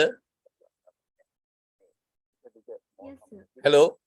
Yes, sir. We can hear you. මාව ඇහෙනවද නැද්ද? I know, sir. මෙන්න මේක බලන්න. ඔකට මේක පේනවද මේ සජීවී රූපවාහිනී මම මේක දාලා තියෙන එක පේනවද ඔයගොල්ලන්ට? පේනවා සර්. අපි විශ්වාස කරනවා මේ වෙලාවේ මේක පොඩ්ඩක් අහන්න. අපිට ඒ යම් ආකාරයක වගකීම් තියෙනවා. මිනිසුන් විදිහට ප්‍රශ්න අභියෝග වලට අපිට පුළුවන්. සවුන්ඩ් එක මදිද වැඩිද? අඩුද? මදි සර්. ඉස්සෝ ඒ ප්‍රශ්න මැත්තේම අපි එල්ලීගෙන යනවා. ඇයි එහෙම අපිට උනේ? එහෙම කියලා. නමුත් දැන් ඇහෙනවද? මේ අපිට මේ වෙලාවේ කළ යුත්තේ වැටුනේ ඇයි කියලා හොයන් යනට වඩා නැගටිව් ඇහෙනවද නැද්ද? ඔව් සර් ඇහෙනවා. අපි පොඩ්ඩක් සවන් දෙන්න. ඔබට අපිට තියෙන වගකීම් එක. අපි හිතුවා අද උදෑසන සනිදායකයන් කතා කරන්නේ මෙන්න මේ විදිහට.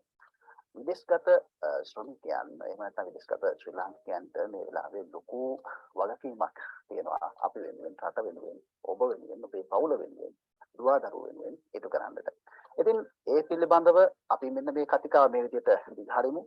රට තුළ පවතින විදේශ විනිමය අර්බුදයට පිළියමක් වශයෙන් අපිට විදේශ ශ්‍රමිකයන් හරහා රට තුළට එන ප්‍රේෂණ පිළිබඳව කතා බහ කරන්න ඕනේ. ඔවුන්ගේ වගකීම මොකක්ද කියන කාරණාවන් පිළිබඳව කතා බහ කරන්නට අපි ආරාධනා කළා.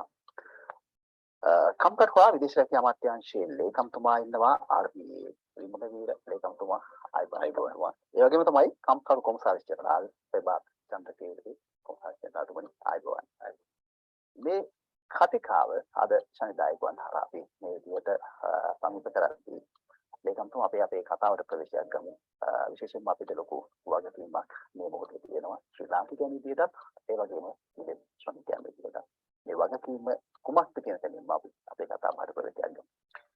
දෛවසත් හැමතෙම මුලින්ම අපි ඔබට ස්තුතිවන්ත වෙන්න ඕන ජාතික රූපවාහිනියට මෙවැනි අවස්ථාවකට අපිට ආරාධනා කිරීම සම්බන්ධයෙන්. ඔබ අපි කවුරුත් දන්නවා අපේ රට ආර්ථිකමය වශයෙන් මම දේශපාලන වශයෙන් කතා කරන්නේ නැහැ. එය මගේ කාර්යයක් නෙමෙයි. ආර්ථිකමය වශයෙන් සිටින්නේ ඉතාමත්ම බැරෑරුම් අඩියක නැත්නම් ඍණ ආර්ථිකයක. සංඛ්‍යාදත්ත කියන්නට මම පෙළඹෙන්නේ නැහැ. නමුත් අප කවුරුත් දන්නවා අපිට මේ ශේෂ පත්‍ර දෙකක්. එකක් රට ඇතුලේ ශේෂ පත්‍රය. ඒ කියන්නේ අයවැය. අනික එක තමයි ගෙවුම් ශේෂය විදේශී රටවල් සමග කරනු ලබන ගනුදෙනු වල සාරාංශය. මේකෙත් ඉන්නේ අපි අන්තිම ඍණ මට්ටමක ණය වලින් හැමදාම පියවනවා මිසක අපි ඉපැයීම් වලට වඩා ගෙවීම් වැඩිවීම හේතු කොටගෙන අවුරුදු ගණනාවක් තිස්සේ මේක ඍණ වලට ගිහිල්ලා දැන් අපි ඩෙඩ්ලොක් සිටුේෂන් එක නැත්නම් අවසාන අවස්ථාවකට පැමිණලා සිටිනවා. ඒ වගේම තමයි රාජ්‍ය ආයවැය පැත්තෙන් ගත්තා දිගින් දිගටම විවිධාකාර හේතු නිසා අපි ඍණ ආර්ථිකයන් වලට ගිහිල්ලා විශේෂයෙන්ම ප්‍රයිමරි ගිණුමේ ප්‍රාථමික ගිණුමේවත් අපිට යම්කිසි තුලනයක් කරගන්නට බැරි තත්ත්වයක් අවුරුදු ගාණක් තිස්සේ ඇවිල්ලා ඒ සඳහාත් ණය අරගෙන අපි දැන් ණය උගුලක ඉරවෙලා ඉන්නවා. මේක අපි කවුරුත් දන්නවා. ඊට අමතරව ඔය අපි සංඛ්‍යා දත්තනේ අපේ අය විවිධාකාර ගැටලු තෙල් අර්බුද, විදුලි අර්බුද, බෙහෙත් අර්බුද, ගෑස් අර්බුද වලට දැඩි ලෙස මුහුණ දුන්නා. දැන් ඒව ඔබටත් අපිටත් පේනවා ටිකින් ටික යම් ආකාරයකට විසඳමින් යනවා. මේක හොඳ ප්‍රවණතාවයක්. හැබැයි අපි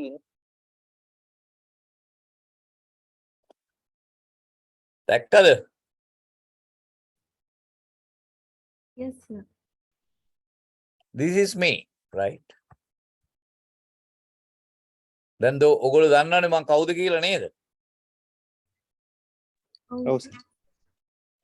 ඒකයි මං කිව්වේ මේ ලෙක්චර්ස් බාරගත්ත මට තවදුරටත් ලෙක්චර්ස් කරන්න බෑ මේ බාරගත්තු ටික විතරක් කරන්න වෙනවා. රයිට්. ඒ නිසා මේ මම තමයි ඔය විශේෂ ක්ෂේත්‍රයේ ඒ කියන්නේ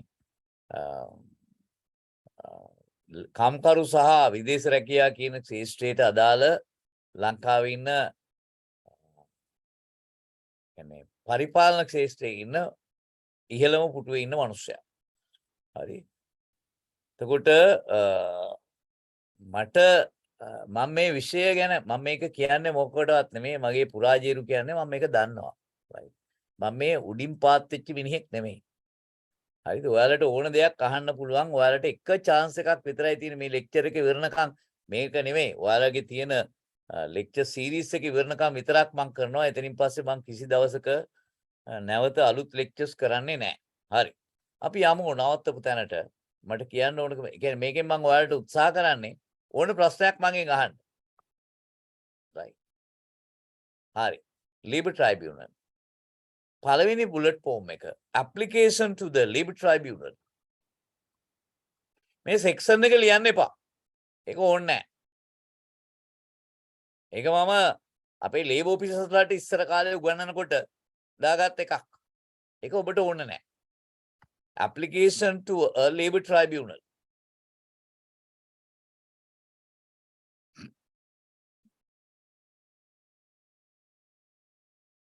ඔය කවුරු හරි අහපු කෙනෙක් ඉන්නවද මීට කලින්?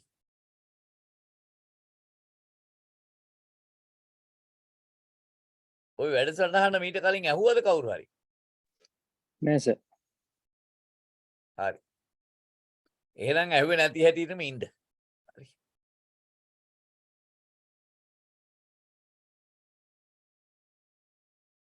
right. Application to a Labour Tribunal. Section එක ලියන්න එපා. Full stop. ඊළඟ ඡේදයෙන් ලියන්න. A workman or a trade union. සේවකයෙක් හෝ වෘත්තීය සමිතියක්. ඒ සේවකයා වෙනුවෙන්.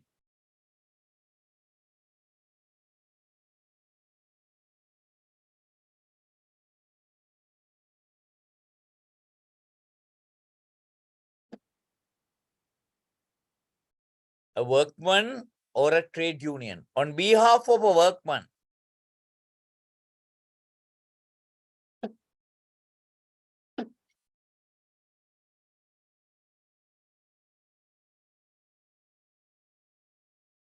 On behalf of a workman who is a member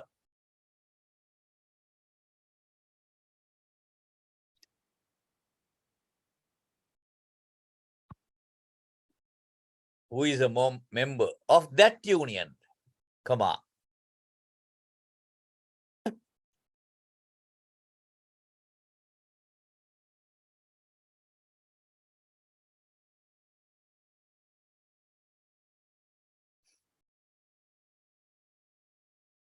comma, may make an application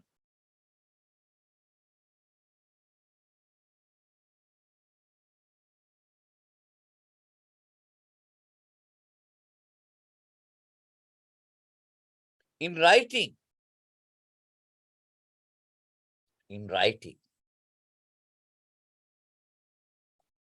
to a Labour Tribunal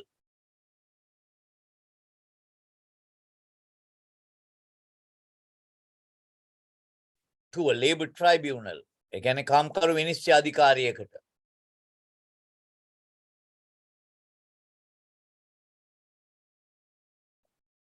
to a Labour Tribunal for relief or redress. Redress කියන්නේ මේ ඇඳගෙන හිටපු ඇඳුම නැවත අඳිනවා කියන එකනේ. right. ඒක ගලවලා වෙන එකක් අඳිනවා කියන එක. right. Redress in respect of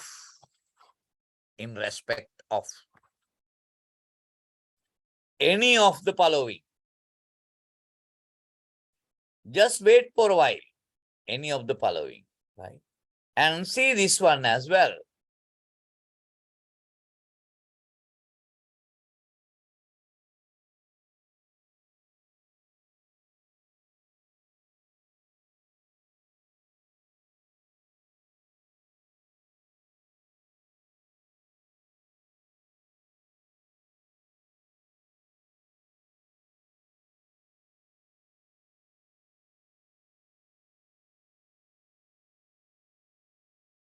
මේක දිහා පොඩ්ඩක් බලන්නකෝ මේ ලොකුකම් කියන්න නෙමෙයි, but you need to know.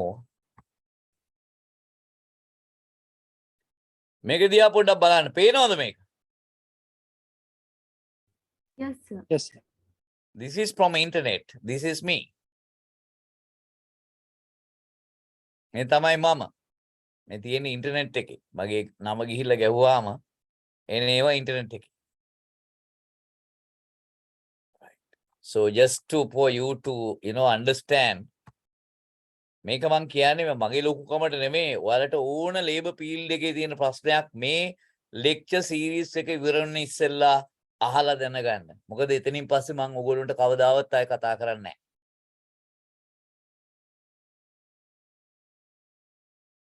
කිසි දවසක නෑ. Do you understand? Hello? yes sir මොකද මට එහෙම කරන්න බෑ. නමුත් මම බාරගත්ත වැඩක් අතාරින්න බෑ අතරමැද්දේදී. ඒ නිසා මම මේක කරනවා. මම මුළු ජීවිත කාලයක් පුරාම අවුරුදු 30කට ආසන්න කාලයක් මම in the field of labor. right? මේකේ මට හැලහැප්පීම් වෙච්ච ඒවා ගොඩයි. right? මාව විසි වෙච්ච ඒවා තැන් ගොඩයි. කොමසාරි ජෙනරාල් වෙලා ඉඳලා මාව විසි කරා. මාව විසි කරලා දැම්ම අයින් කරා. මාව පූල් එකට ගියා. අන්තිමට මම ඒ මහා පුටුවටම ආවා. එන්න තියෙන උපරිම තැන ඔච්චරයි. ආයෙ එතනින් එහාට යන්න තැනක් නැහැ. හැබැයි මට මේව කරන්න බෑ දැන්. නමුත් බාරගත්ත වැඩ ටික අතාරින්න බෑ. ඒක ethical නෑ. මොකද මං උගන්වන රටාවයි වෙන කෙනෙක් උගන්වන රටාවයි දෙකක්. ඒ නිසා මේක වෙන කෙනෙකුට බාර දුන්නොත්. So the method that we are teaching is different. It may vary from person to person. So that is why I'm conducting, I accepted with the LPEC to continue this lecture series, right, until, it is completed. No new assignments will be taken. Okay, right.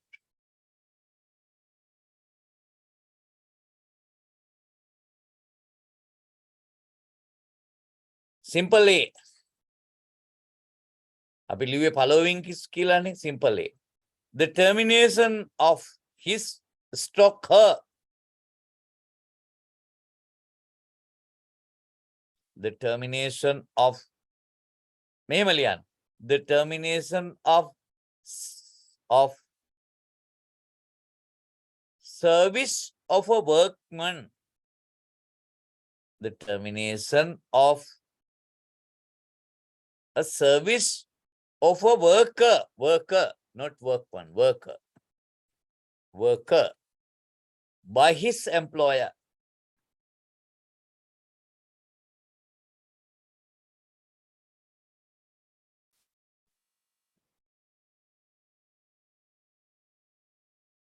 By his employer. Simple B.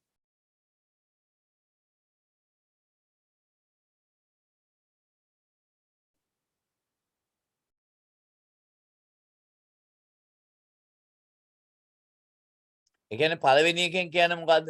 කෙනෙකුගේ සේවය අවසන් කෙරුවොත් එයාට LT යන්න පුළුවන්ය. සේවකයෝ හිටියද 10ද 15ද 5ද අදාළ නැත. දින 180ද ඊට වඩා වැඩිද අදාළ නැත. He is free to go. Number simple B. The question whether තව කැලලක්. The question whether any gratuity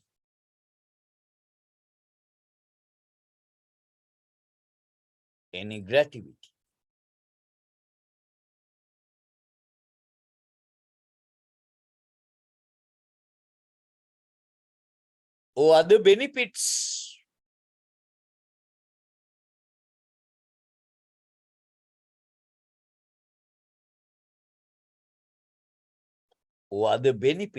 are due to him. ගෙවන්න තියනවාද එයාට?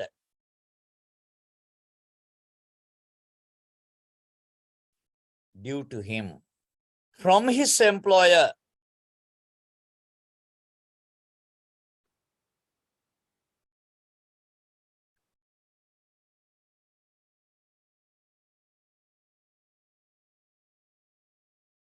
Yes, employer.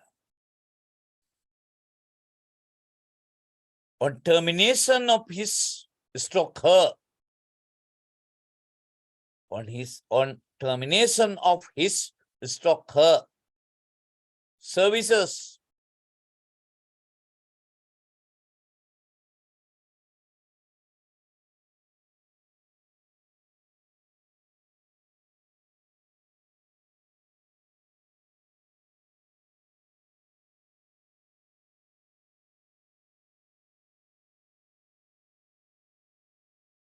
And the amount of such gratuity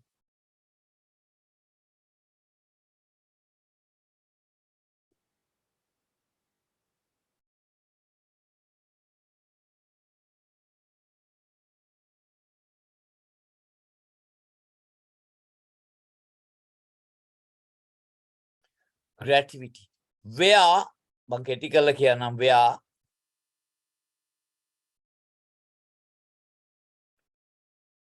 such workman has been employed. Such workman has been employed.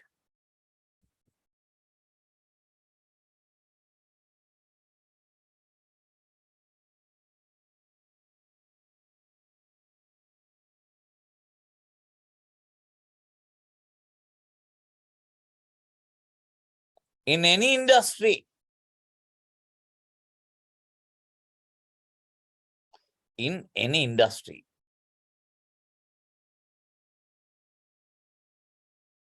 Employing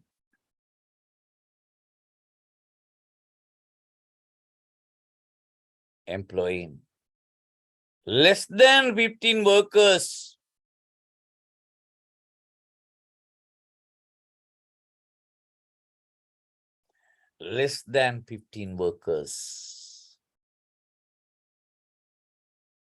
ORO any date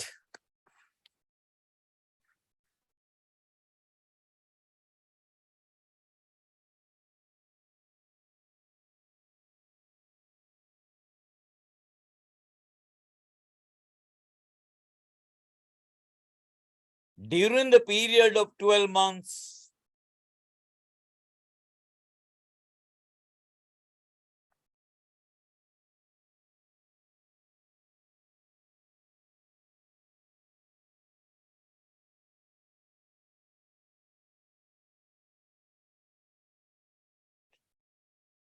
or any date during the period of 12 months preceding the termination of the service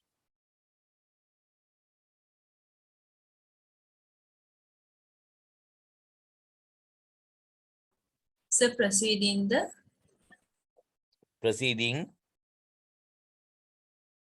the termination of the services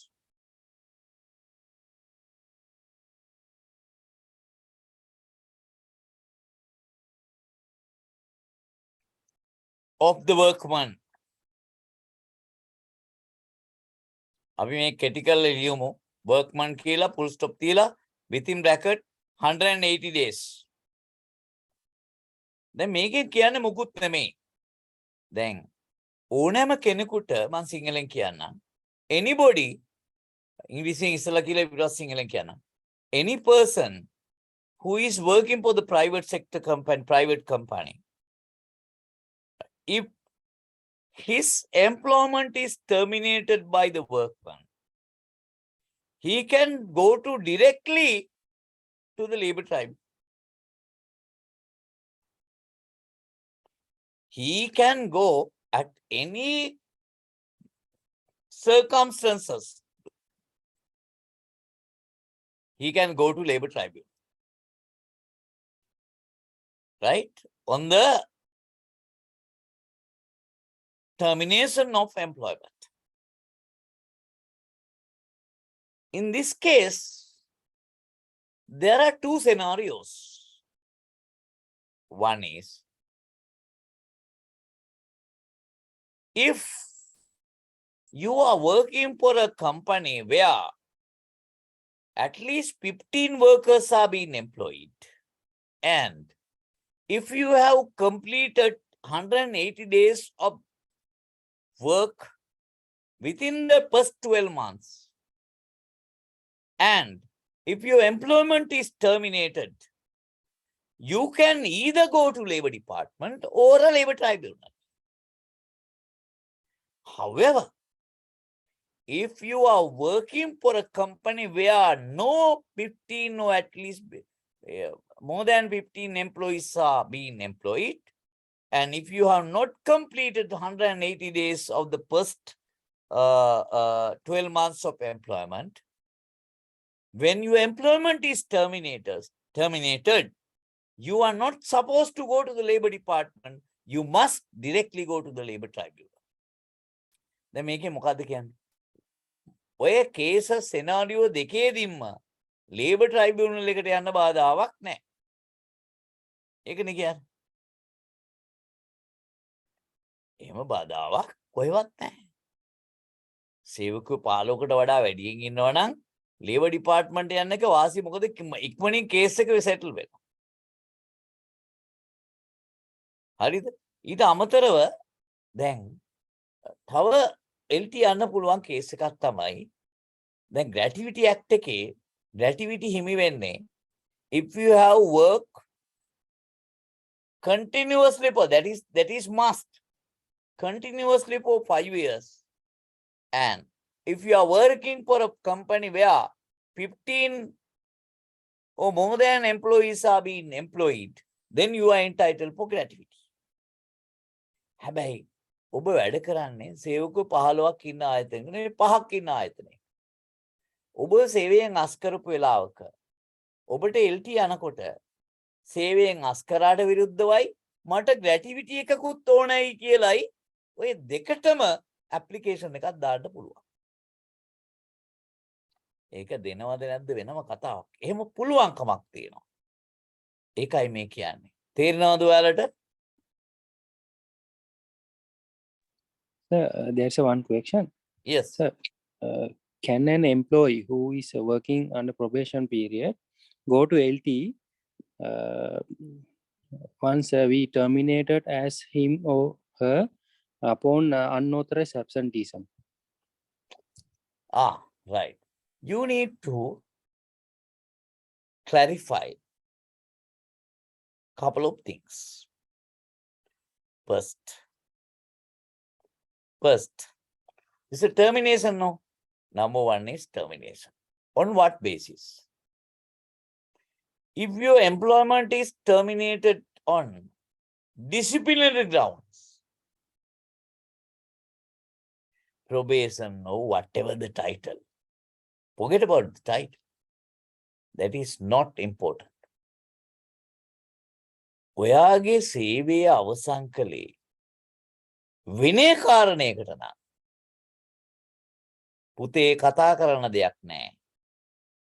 ඒකට එරෙහිව අනිවාර්යෙන් LT යන්න ඕනේ. ඒ cases 27 කියන්නේ මගේ ළඟ තියෙනවා නඩු තීන්දුව 24ක්.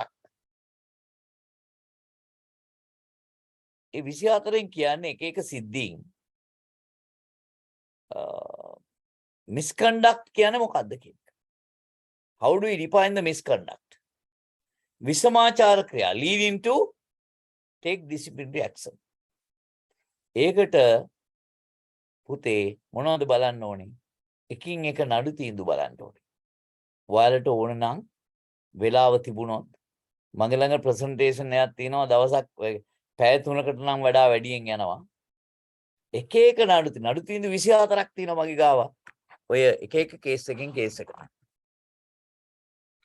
ඒක අපි වෙලාව තිබුණොත් කතා කරමු. ඔයාලට පැහැදිලිද? ඔයාලට තව මොන හරි උත්තරයක් ඕනද? ඔකට. හරි පැහැදිලි සර්.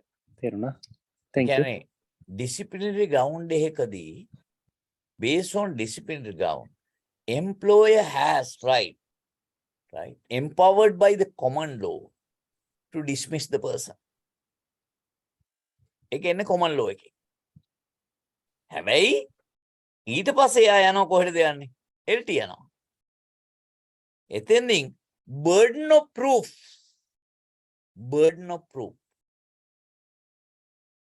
ඔප්පු කිරීමේ භාරය falls on the employer.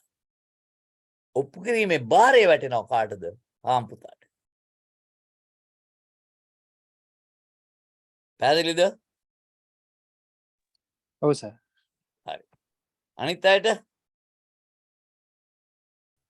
Yes, sir.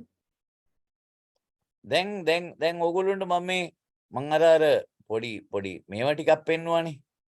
ඒක don't මොකද්ද අපි ඒකට කියන්නේ? ඒක වෙන අර්ථ වලින් තේරුම් ගන්න එපා.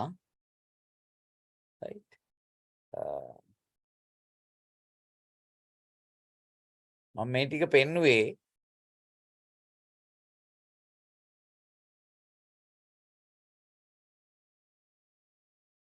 sorry මේක sorry පොඩ්ඩයි ඉන්න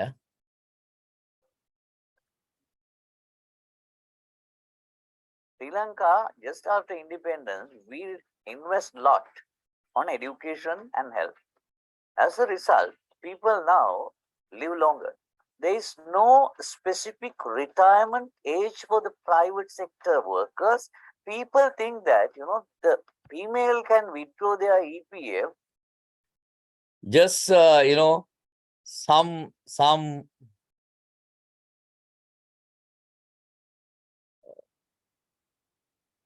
just and that is not what I wanted to show you.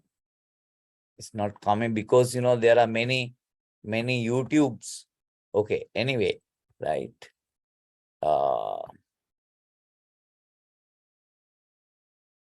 This is my do you just 1 second.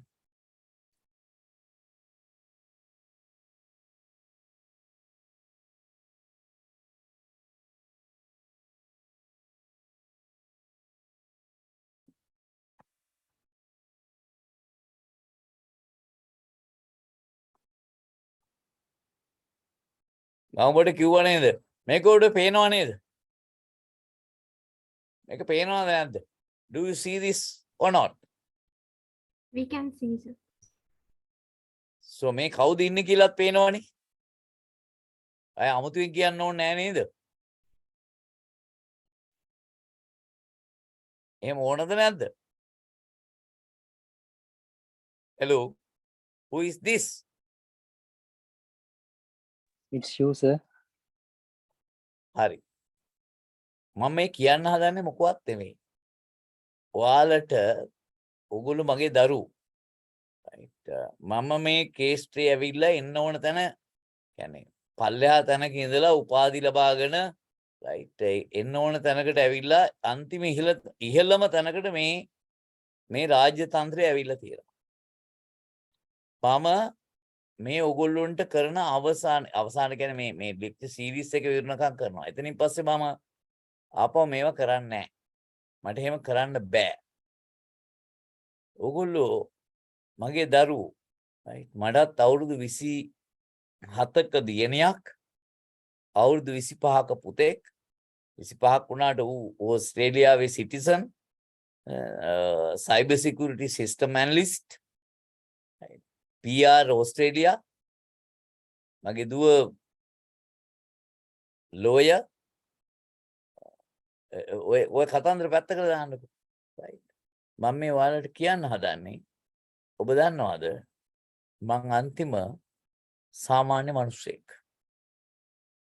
මේ දේශනේ ඉවර වෙන්න කලින් මේ ගන්න පුළුවන් දැනුම ගන්න ඔයාලා ප්‍රශ්න කළා එච්චරයි වෙන මොකවත් නෙවෙයි වෙන මොකවත් මට කියන්න දෙයක් නැහැ මොකද මට ඇති වෙන්න දෙයක්වත් නැහැ නැති වෙන්න දෙයක්වත් නැහැ මම ඉන්නේ කිසියම් එක්තරා සම්දිස්ථානයක personally I have not accumulated any wealth මොකවත් නැහැ but I have given the good education for my children my son is in Australia residing permanent residency with his wife 25 years of age he's a cyber security system analyst my daughter is a lawyer and a graduate and she has 3 degrees මම කියන්නේ මොකවත් නෙවෙයි දරුවනේ education is more important මගේ සහෝදර නිලධාරී මගේ මට්ටමේ ඉන්න අය කියනවා අනේ ඔයාට ගෙයකුත් නැහනේ මට ගෙයක් නැහැ I don't have a house my own house no මගේ නෝනට තියෙනවා ඉඩමක්. මං ඒගොල්ලන් ඇහුවා මං කියන දේ තමයි I'm proud because my wealth is the education of my children. My wealth is the education of my children. ඔයාලට මේකෙන් ගන්න තියෙන පාඩම මොකද්ද කියන්න මේ අපි මේ තරුණ ටයි එකක් දාගෙන ඉන්න තරුණ ඉලන්දාරියා හරි හැන්සම් මෑන්. ගන්න තියන්නේ ඇත්තරම මේ අධ්‍යාපනය තමයි මනුස්සකට වඩාත් වැදගත්ම දේකින්. මොන අධ්‍යාපනයද? විකුණන්න පුළුවන් අධ්‍යාපනයක් වෙන්න ඕනේ. විකිනෙන්න නෙමෙයි. විකුණන්න පුළුවන් වෙන්න ඕනේ. ඒ අධ්‍යාපනය විකුණන්න පුළුවන් වෙන්න ඕනේ. මට මෙයාගේ නම පේන්නේ නැහැ මට මේ තරුණ හාදය සුරේෂ් රයිට් සුරේෂ් මොනවද කරන්න පුළුවන් වෙන්නේ? විකුණන්න පුළුවන් වෙන්න ඕනේ. ඔයාට විකිනෙන්න නෙමෙයි විකුණන්න පුළුවන් වෙන්න ඕනේ. මේ සියලු දේවල් වලින් ඔබ ලබා ගන්නා දේ උපාධිය නෙමෙයි. උපාධිය නෙමෙයි. ඔබට වැදගත් වෙන්නේ ඔබට තියෙන දේ නෙමෙයි ඔබට කරන්න පුළුවන් දේ මොනවද කියලා. ඔබට කරන්න පුළුවන් දේ මොනවද කියලා. ඒක තමයි වැදගත්. right. ඒක නිසා මම මේ කියන දේවල් වැරදිට තේරුම් ගන්න එපා. දැන් මගේ පුතා ගත්තොත් උගේ ඉංග්‍රීසි මට තේරෙන්නේ නැහැ. ඌ ඕස්ට්‍රේලියානු කාරේ. උගේ ඇක්සන්ට් එකත් එක්ක මට තේරෙන්නේ නැහැ. මගේ දුවගේ තේරෙන්නේ නැහැ. දැන් මං එතෙන්ට මේගොල්ලෝ යවුවේ කොහමද? නර්සරි ඉඳලා ඉංග්‍රීසි ලිටරේචර් in London did excel අධ්‍යාපනයේ වේදම් කරා. මම මේ මොකද්ද කියන්නේ? ඔක පැත්තකට දාන්නකෝ. සුරේෂ් දරුවෝ ඉන්නවද? තාම බැලලාද නැද්ද? හොයනවද කවුරු හරි? ඉන්නවා සර්. උන්ට දෙන්න ඕනේ මොකද්ද? ශිෂ්‍යත්ව විභාගේ පාස් කරන එකද? නෑ සර්. ඉන්ටර්නැෂනලි ජීවත් වෙන්න පුළුවන් නෑ උන්ට දෙන්න උන් කැමති මල්ටි ස්කිල් එකක්. භාෂාවන් 5ක් 6ක් ඒගොල්ලෝ දැනගන්න ඕනේ. ඊට අමතරව ඒගොල්ලෝ කැමති පැත්තට යන්න දෙන්න ඕනේ. පොඩි එවුන්ව පහේ ශිෂ්‍යත්වයටනම් දෙයියන්ගේ නාමයට දක්වන්න එපා. ඒගොල්ලෝ යන්න යන පාත් එක යන්න දෙන්න. සහ දැන් මගේ දුව සීසලෝය ලෝ කොලේජ් එකේ first year second year third year තුනේම batch top. right Colombo campus එකේ economics first second class upper degree French degree එකක් තියෙනවා. She can speaks like native English and French and Korean, Hindi, Japanese. ඊයේ රෑ තමයි Malaysia trip එකක් ගිහිල්ලා ආවේ. මම මේ කියන්නේ මේ වයින් පර්සනලි ගන්න එපා දරුවෝ. මම මේ කියන දේ තේරුම් ගන්න. අපිට බැරි වුණ දෙයට සාප කරන්න එපා. අපිට බැරි වෙනවා. ඔබටත් බැරි වුණා. මටත් බැරි වුණා. මම කොච්චර ලොක්ෙක් වුණත් මට බැරි වෙච්ච දේවල් දහසක් තියෙනවා. ඒක ඔබේ දරුවන්ට දෙන්න. ඒක ඔබේ දරුවන්ට දෙන්න. එච්චරයි මම කියන්නේ. වෙන මොකුත් නැහැ. මෙතනින් එහාට මේ පුරාජේරු කතන්දර කියලා මේවා ගන්න එපා. මම මේ කියන concept එක තේරුම් ගන්න. අපිට බැරි වුණාම මොනවද කරන්නේ? අපි මොනවද කරන්නේ මිනිස්සු? අනිත් මිනිස්සු මොනවද කරන්නේ කියන්නකෝ මට. අපිට බැරි වුණාම මොනවද කරන්නේ කියන්නකෝ. අනිත් කාටත් අපි ඊර්ෂ්‍යා කරනවද නැද්ද? ඔය විශ්වවිද්‍යාලේ යන මිනිස්සු ඔය සාපකරණේ ඔය උද්ඝෝෂණය කරනව මොනවද කරන්නේ? තව එක්කට එන්න තියෙන අවස්ථාව අහිමි කිරීමද නැද්ද? එහෙම නෙවෙයිද නැද්ද? ඔයාලට ඕන මතයක් දරන්න අදහස් තියෙනවා. ප්‍රශ්නයක් නැහැ. ඔව් සර් ඒක ඇත්ත. සර් කියන එක ඇත්ත. මතක තියාගන්න. අපිට බැරි වෙච්ච දේ අපි දරුවන්න දෙන්න ලෑස්ති වෙමු. අපිට දැන් මගේ පැත්තෙන් ගත්තාම මට බැරි වෙච්ච දෙයක් ගැන මට කියන්න නෑ. මම බැරි වෙච්ච මිනිහෙක් කියන්නකෝ. බැරි වෙච්ච මිනිහෙක් තමන්ගේ ඊළඟ පරම්පරාව සුජීවා බැනලද? කතා නැහැ. කිසානි, are you married? No, sir. Right. Do you have kids? Sir. What is your expectation?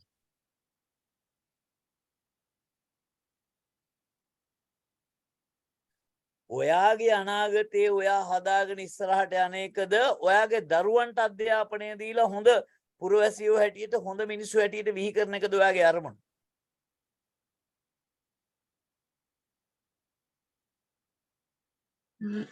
මට නොලැබිච්ච දේවලුත් එයාලට දීලා එයාලට හොඳ ෆියුචර් එකක් හදලා that is what I want. අපිට බැරි වෙච්ච දේ දරුවෝ අපි ළමයින්ට දෙමු. අපිට බැරි වෙච්ච දේට අපි දුක් වෙන්න ඕනේ නැහැ. ඔබට මට හැමෝටම වැරදෙන්න ඇති. හැබැයි අපි දරුවන්ට වැරදෙන්න දෙන්න බෑ. That is my principle. ඔයාලට මං කියන එක තේරෙනවද? ඕගොල්ලෝ දැන් මං කියනකොට කියනවා ඇති මගේ ළමයි totally almost completed. Right? They even මගේ පුතාගේ ඉංග්‍රීසි භාෂාව ගත්තොත් ඔහු තනිකර ඕස්ට්‍රේලියානු කාරෙක්. මගේ දුවගේ එයාට භාෂා කීපයක් පුළුවන්. දැන් මේක නෙමෙයි මෙතනින් ගන්න තියෙන්නේ. ඔයගොල්ලෝ දන්නවද? මං හිඟා නොකා කියන්නේ හිඟා කෑවා කියන එක නෙමෙයි මේ කියන්නේ. මං මගේ සබ්බ සකල මනාව වියදම් කරා උන් එතෙන්ට ගේන්න. මං උපයන හැම රුපියලක්ම මං සමහරට නොකා නොබී මං ළමයි එතෙන්ට ගේන්න වියදම් කරා. මං අද satisfied. මොකද මං එදා කිඹුල වනිස් එකක් කාලා දවල් කෑම එක වෙනුවට ළමයින්ට ඉංග්‍රීසි වෙනත් දේවල් වලට අධ්‍යාපනයට අවශ්‍ය සල්ලි ටික දීලා මං ඒ වැඩ ටික කළා. මම කියන්නේ මේ මේවා තේරුම් මේවා ඉගෙන ගත්තත් වැඩක් නැහැ. මේක ඔබගේ ජීවිතයට වැදගත්. මේක ඉගෙන ගන්න තියෙන පාඩම අපි නෙමෙයි ඊළඟ ජෙනරේෂන් එකට අඩු ගානේ අපිට වඩා හොඳ අනාගතයක් හදන්න ලෑස්ති වෙන්න. Right. Do you understand what I am saying? ඔබට මං කියන එක තේරෙනවද? නැත්නම් ඔබ මගෙත් එක පිළිගන්නේ නැද්ද? ඒක පිළිගත්තද නැද්ද මට අදාළ නැහැ. What I am saying is the truth. Suresh, am I correct or wrong? Yes, sir, you are totally correct, sir. So we have, I'm now at 56. I'm at 56. So I have another 4 years to go.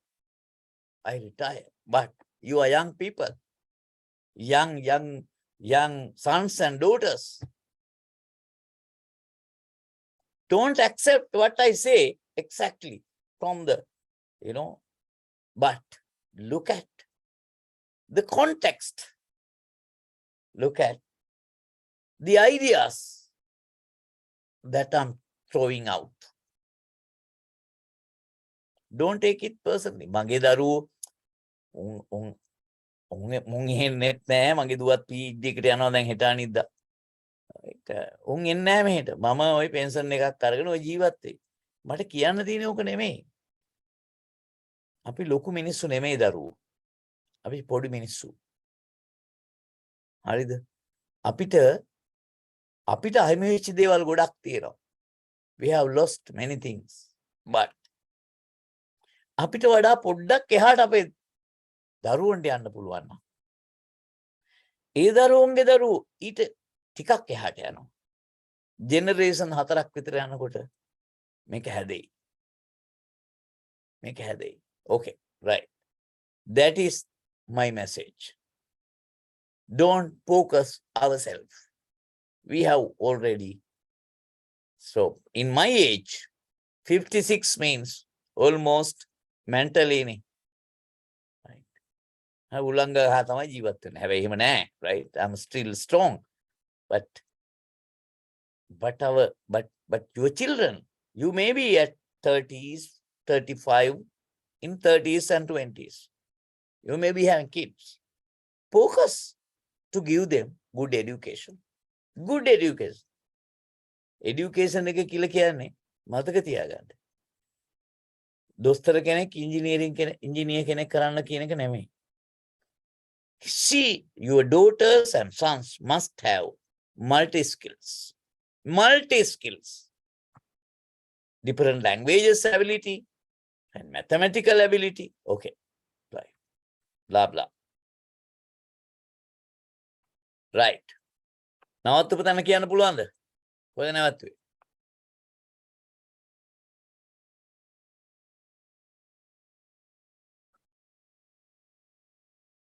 Next slide. අපි ඉක්මනට යමු. Next bullet point. ඊළඟ bullet එක ලියන්න. The labor tribunal is not bound by the labor tribunal is not bound by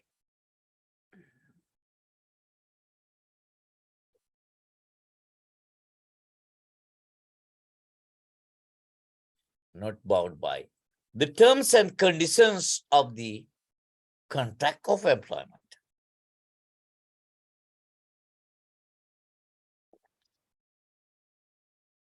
Not bound by the terms of conditions, not contract, right? Conditions of the contract of employment. මොකද්ද මේ කියන්නේ? මොකද්ද මේ කියන්නේ? ඔබගේ සේවා ගිවිසුමේ මොන අටමගලයක් තිබ්බත් කම්කරු නීති වයලේට් කරන දේවල් ඒකේ තියෙන්න බෑ. So the labor tribunal is not bound by the terms and conditions of the contract of employment. ඔබගේ සේවා දිවිසුමේ තියෙන දේවල් එක්ක කටයුතු කරන්නම කියලා කම්කරු විනිශ්චය සභාවක් බැඳිලා නැහැ. ඒගොල්ලෝ බලන්නේ කම්කරු නීතිය මොනවද තියෙන්නේ කියන එක මිසක ඔබගේ පත්වීම් ලිපියේ හෝ contract of employment එකේ තියෙන දේවල් නෙමෙයි. Right, next form, next para or next bullet. The complaint should be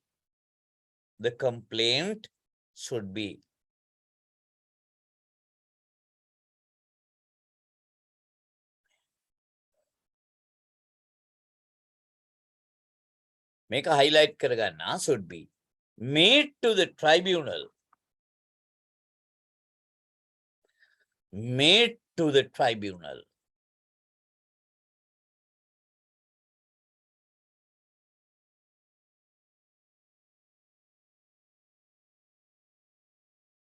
within a period of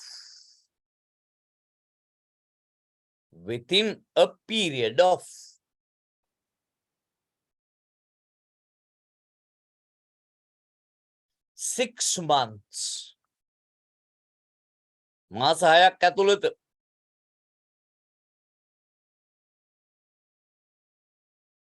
from the date of termination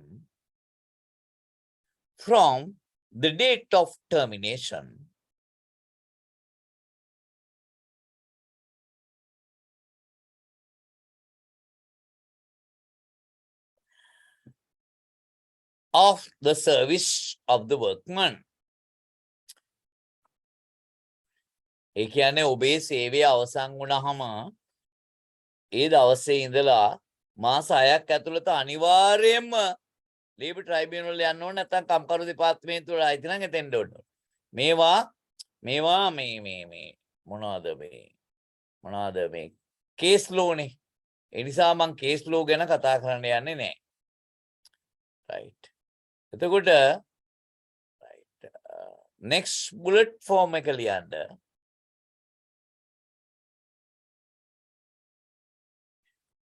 ඊළඟ තරු ලකුණක් දාලා ලියන්න. The employer shall be liable. මෙහෙම ලියන්න. මාතෘකාව ලියන්න. Enforcement of order. Enforcement කරාම මොකද වෙන්නේ කියන්නේ? Enforcement of order. ලියන්න ඕනේ නැහැ. කෙටියෙන් ලියමු.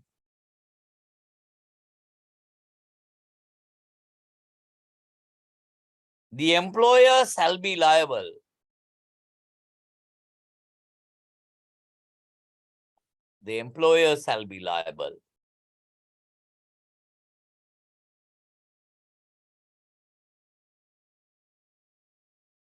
on conviction after summary trial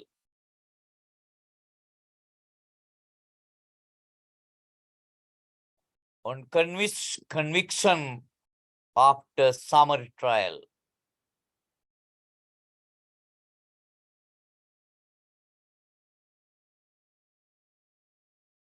ඔයාලට පේනවද මේ කියන කතන්දරේ? මේ අන්තිම පැරා එක. The employer shall be liable on පේනවද මේක? No, sir. No, sir. පේන්නේ නැහැ? No. No, sir. No, Okay, sir. just 1 second.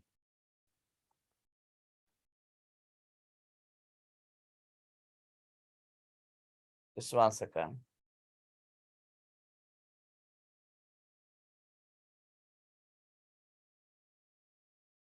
දැන් පේනවද? මේ last point එක. The employer shall be liable on conviction. Last point එක පේනවද? Yes, sir. මේක ලියා ගන්න. අන්තිම එක විතරක් ලියා ගන්න. Last point එක විතරයි ආ.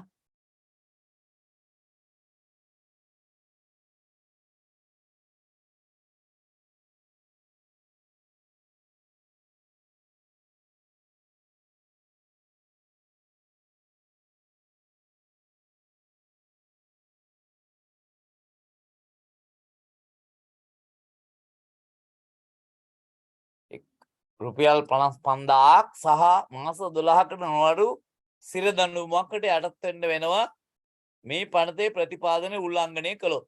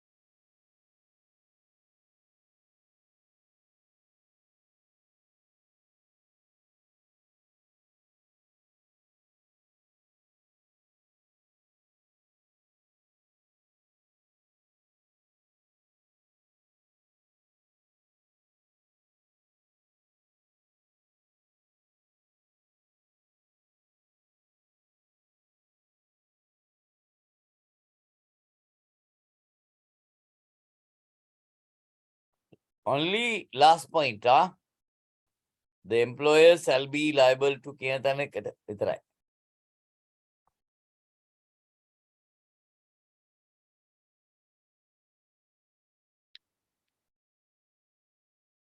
ඉවරද? හරිද?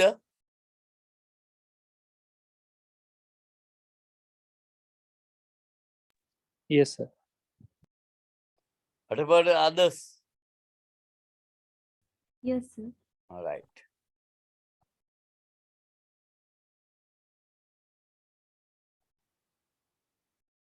So next subtopic, unfair labor practices.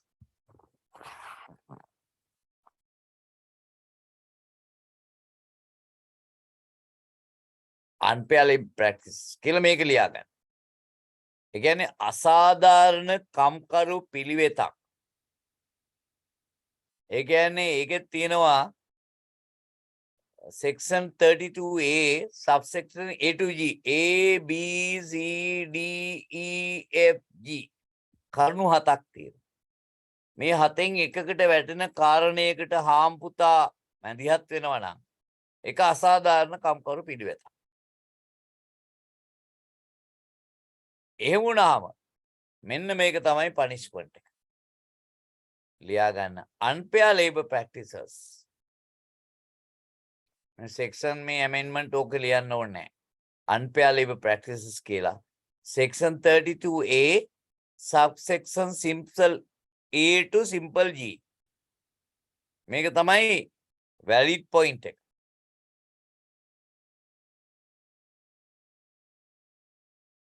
On conviction after trial in the magistrate court, the accused shall be punished fines 100,000 and imprisonment up to 12 months. මේ හිර දඬුවම දෙන්නේ නැහැ. රුපියල් ලක්ෂයක් ගහනවා. මෙහෙමයි. වෘත්තීය සමිති කාර්යයකට සම්බන්ධ වීම නිසා පුද්ගලයෙක් සේවයෙන් අස් කරනකොට තමයි මේක එන්නේ. හරිද? සමරි එක විතරක් ක්‍රියාගම ඔය විදිහට.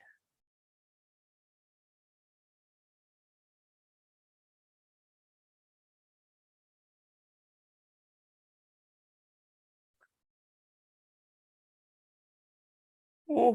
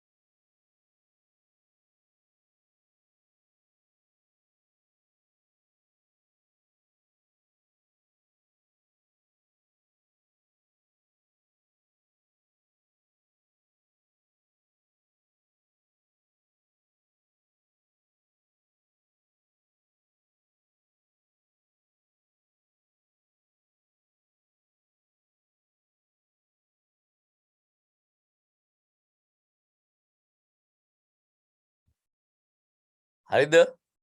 Have you done? එවලද? Yes, sir. මේ ඔක්කොම ලියන්න එපා. මේවා එකක්වත් වැදගත් නැහැ. Director's liability කියන එක විතරක් ලියන්න. Director's liability of a company.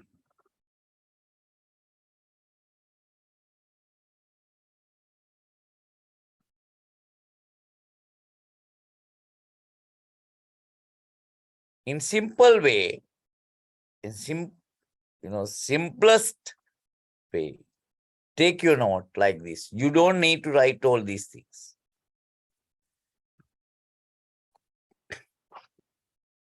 The directors of a company,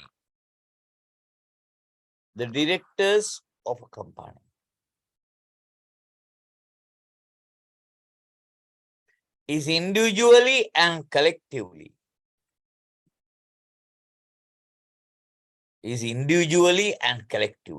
liable for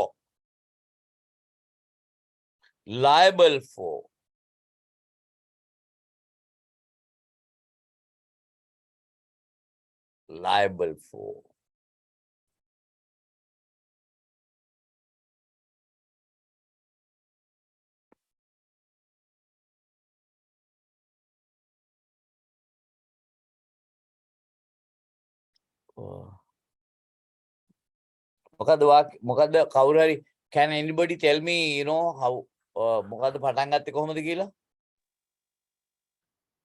The directors of a company is individually and collectively The liable for. directors of a company are individually and collectively liable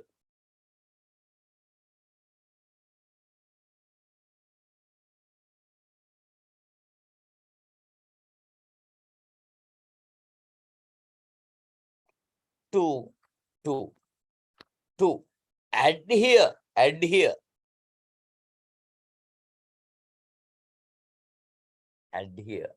to the rights of the workers violated. To the rights of the workers, violated.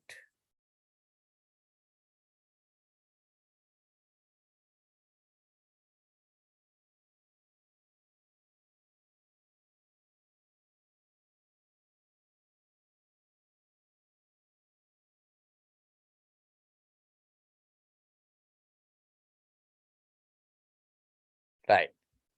මෙතනින් අපේ දේශනයේ අවසාන. මම ඔබට කරුණු කීපයක් පෙන්වන්න කැමතියි. අපිට ඉන්න තව මිනිත්තු 20ක විතර කාලේ 15ක කාලයක් තියෙන නිසා මම අර කලින් කිව්වා වගේ මේ තියෙන්නේ මම කොමසාරිච්චන් දාලා ඉන්න කාලේ මොකටද මොකද්ද ඔය ඉංග්‍රීසි channel එකක් තියෙනවා ඒකට කරපු කතාව මේකත් එහෙම මේක මගේ කොමසාරිච්චන් දාලා හැටියට වැඩබාර ගැනීම මේක මගේ ROC registrar of companies එක්ක MOU එකක් අත්සන් කිරීම මේකත් මගේ ඩේලි මිරේ එකත් එක්ක තිබිච්චි ඉන්ටර්විව් එක මේකත් මම දන්නේ නැහැ මොකද්ද කියලා right there are many plenty right මේ තියෙන මම ජාත්‍යන්තර කම්කරු සංවිධානයත් එක්ක ගිහිල්ලා මේ ඉන්නේ මම මේ ඉන්නේ ILO Director General Guy Rider Mr. Guy Rider මේ කලින් හිටපු අමාත්‍යතුමා රවීන්ද්‍ර සමරවීර මේ මම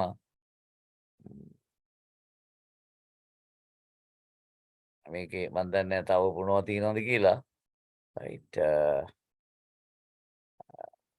ඒක අපි පැත්තකට දාමු right මේකත් එක්ක මට මේ කියන්න ඕනකම තියෙන්නේ මොකවත් නෙමෙයි මොකද්ද so let's go to video if you want to see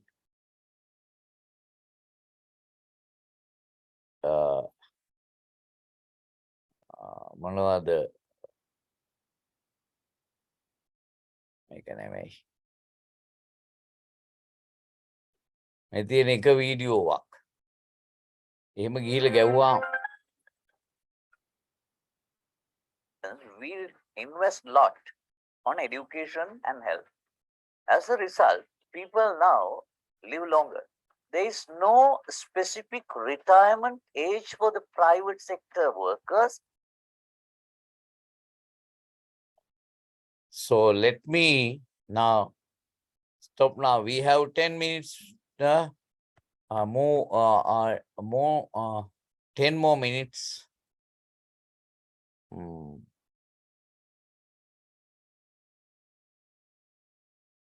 okay right let's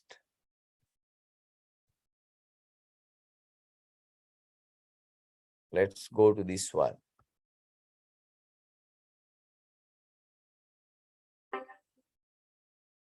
මුළු මහත් ලෝකයේම this is not the one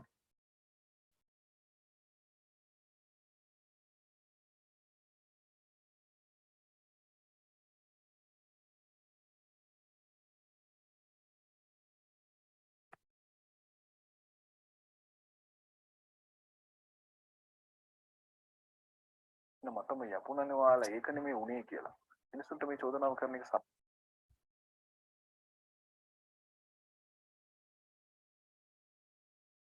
just one second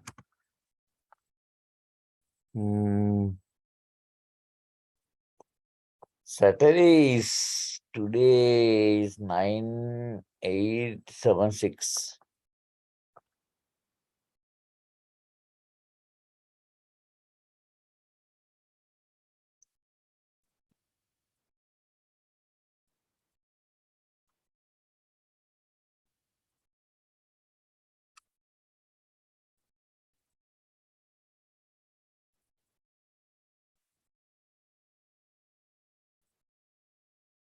okay right this is my final just to show you something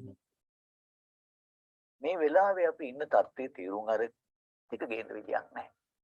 තෙල් ටික ගේන්න විදියක් නැතුණා මේක chain එකක්.